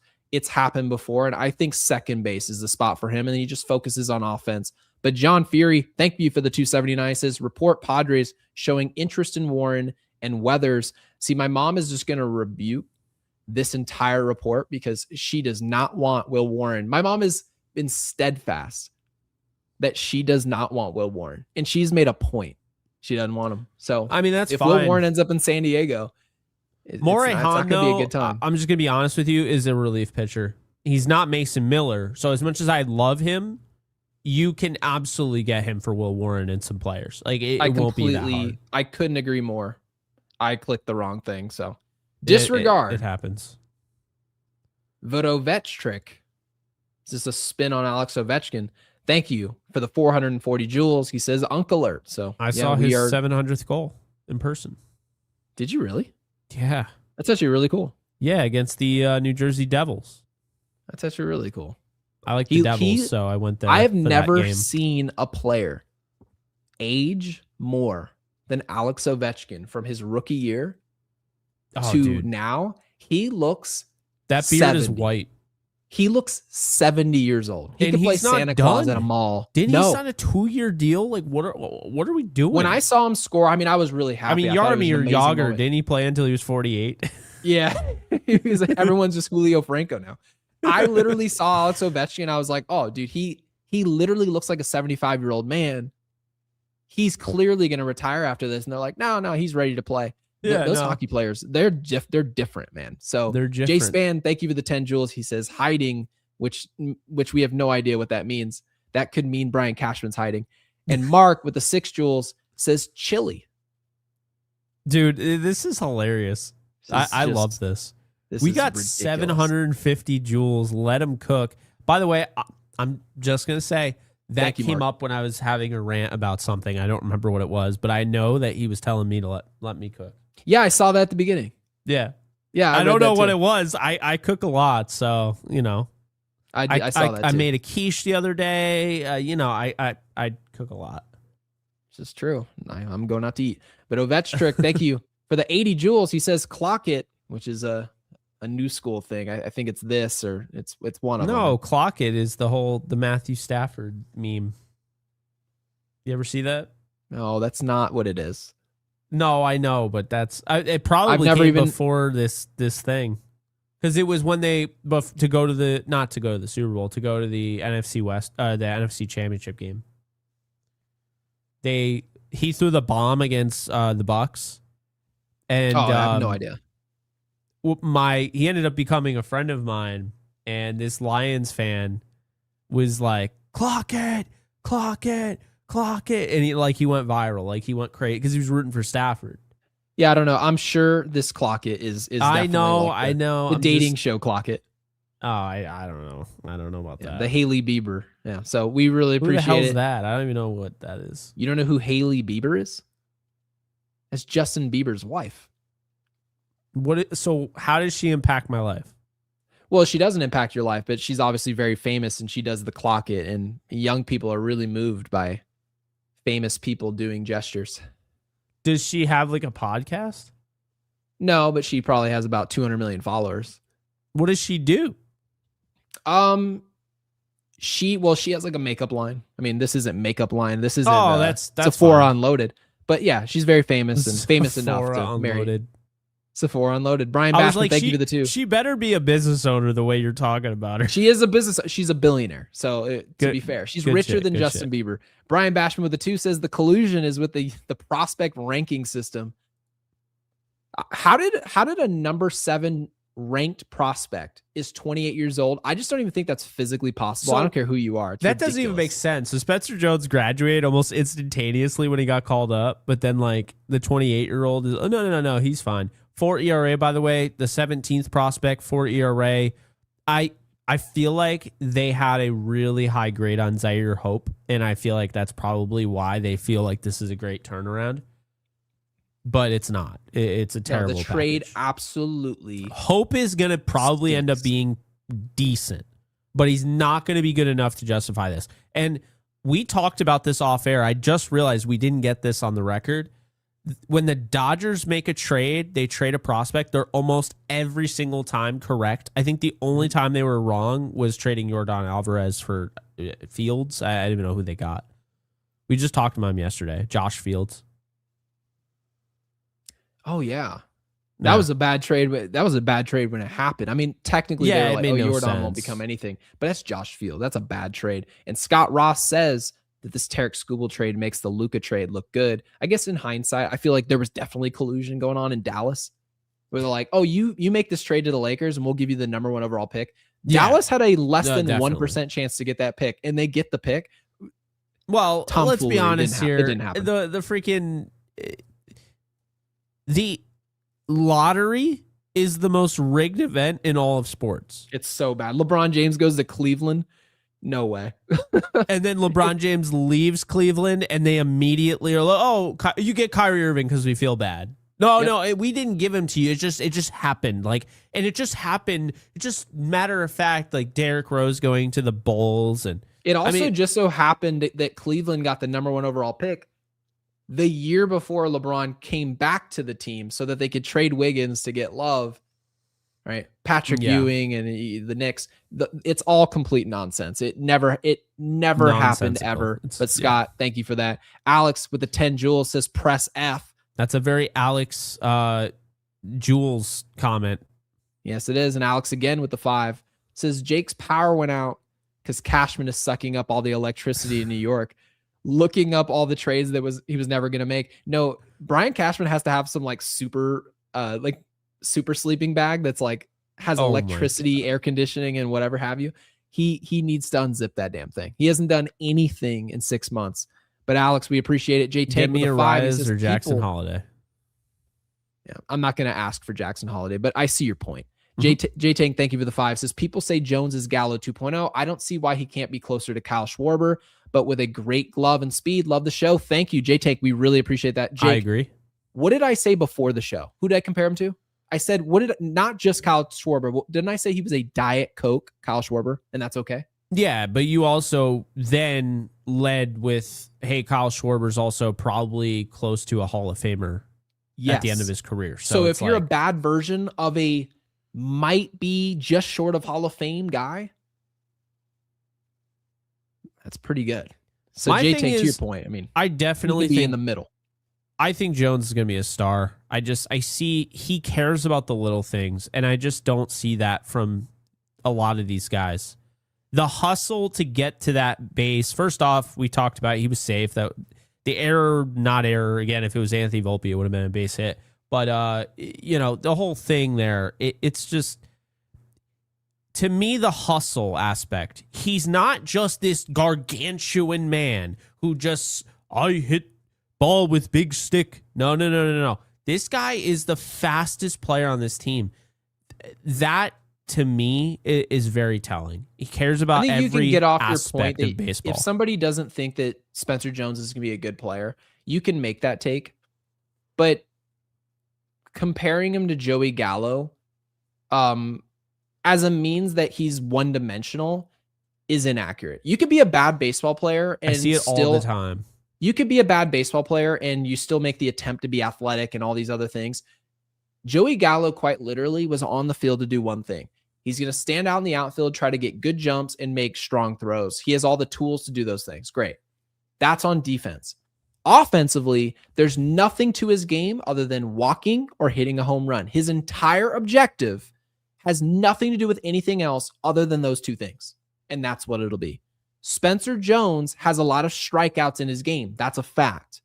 But he's not going up there with the sole mission to exit into the bleachers, and it's his only way of impacting the game. If that were the case, I would also just call him Joey Gallo. Kyle Schwarber strikes out 200 times a year. He strikes out way too much. But again, he's a borderline Hall of Famer. So Spencer Jones has to figure out that happy medium of, yes, striking out a lot. You're just going to do that. But also finding ways to cut down your chase rate, to when the ball's in play, to make sure that your batting average with balls in play is high, right? Just like a Schwarber is. You have to make sure of those things to stay here in the big leagues.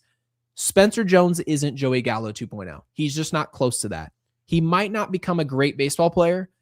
He's more of a Schwarber. And that's not to say he'll turn into Schwarber, but Kyle Schwarber is much more well-rounded than Joey Gallo ever was.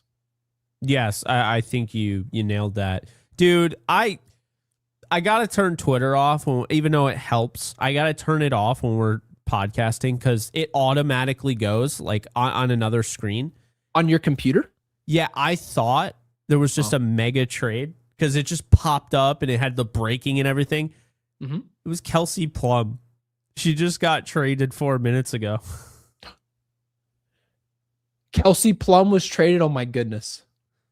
I mean, so from where into who? I know she's like a huge, player, but I thought it was baseball. Where did she play for? What, the Sparks? Yeah, she was traded from the LA Sparks to Phoenix Mercury. She's right by you now. I mean, 3 hours away, but yeah. No, she's not 3 hours away. She's 35 minutes. Wait, Phoenix is 35 minutes from you? Yes. I don't know why I thought it was 3 hours. I've never been to Arizona. No. Yeah. No, the way Arizona works, Arizona doesn't work like New York, where there's people who just live 4 hours from one another, like, oh, I'm in upstate. No, I'm in. No. Phoenix is like, if someone says, oh, I'm from the Arizona area, they live within 35 to 40 minutes of Phoenix every time. Doesn't matter where you live, everywhere. It takes us 35 minutes to go anywhere. It's not like New York. Man. I say, by the way, I got everyone into an argument about Hailey Bieber. And I thought I said it. Hailey Bieber is much richer than Justin Bieber. She has no business reason to even be associated with him another day in her whole life. So, yeah. He's a big Hailey Bieber fan. It's showing. Yeah. Huge fan of hers. Jalvarez, thank you for the jam and jewels. Appreciate you. I love that. Thank you. We appreciate it. What was I supposed to do? It seemed Jalvarez. Like Jay Alvarez. That was just my Jalvarez. Opinion. It is Jalvarez. No, it's Jalvarez forever, and it always shall be. Oh, there's more jam and jewels from Chris P. Jr. Crispy Jr. That's a hell of a name. Crispy Jr. That's Crispy Jr. Thank you for the 200 way jewels. That just said, all right. And then jamming. Oh, damn it. I hate all of you. No, Scott. I'm kidding. Scott, we appreciate it. Appreciate it. Crispy Jr. Crispy Jr. is back at it with the 440 jewels. He says, Uncle Alert. That's our final super chat. And no, it isn't, because Jay Alvarez just came in and stole the show. Jalvarez just wanted to be like, jewels. Uncle Alert. And he says, Jesus saves. Uncle Alert. We appreciate it. Thank you for the super. Really appreciate that. That was a long episode, 2.5 hours. Dude, we still have over 500 people in here. If you guys aren't the best viewers, I don't know who is. Like, what are we doing? I assume we have a lot of, there's definitely some new people in here. Yes. And rightfully so. The Dodgers made a big trade. Yeah, but they didn't leave. That's the big thing. It's a big thing. Be sure to hit the subscription button. Hit the bell icon to be notified. For those of you who don't know, we're live. Game is now 12 hours away. Yeah, and that means the deadline's even closer. So, Brian Cashman, unzip your sleeping bag, get something done. Subscribe, hit the bell icon. We're live every single day. Off days are much needed off days for everybody. We try to use that as a way to decompress. but also hit the like button. And Crispy Jr. is back jamming with the 200 joules. Dude, the names are out of this world. And Jay Alvarez with the 6'7". Jay Alvarez is back. You know who I feel like with this 6'7" thing? I have to emote every time someone does it. Have you seen like the Spider-Man dude? I knew like, you were. You do look like the Spider. Whoa. He's like, wow, that's whoa. And I'm like, these. Did you see the where the guy's like? I get that this has happened. He's like and I web always thought this would be through happening. New York City. Yeah, I always knew that Gen Zers were going to go down this world where they monetize something that I think is ridiculous. And I get it. They're making millions of dollars. It is absurd. So guys, if you're no amount of money can make me do it. We have 183 likes in here, says Izzy. If you're here with us, and if you're on your TV, maybe you can't do it. Hop over to your computer, hop over to your phone, do us a favor and like and hype the video and answer the prompt. Can the Yankees overhaul and somewhat save this offense while protecting Spencer Jones and maybe getting Trent Grisham out the way so that they can do that and still go get Arias? Can they save some of these prospects given what Tarek Skubal was just traded for? My mom just dropped in. Oh, I thought that was my mom. No, she was in the comment section, but that was Mark. It says 10 joules, happy poop. Oh. All right, it's we're getting out of control. Drop that in the comment section if they can protect prospects and get all those trades done. Like the video.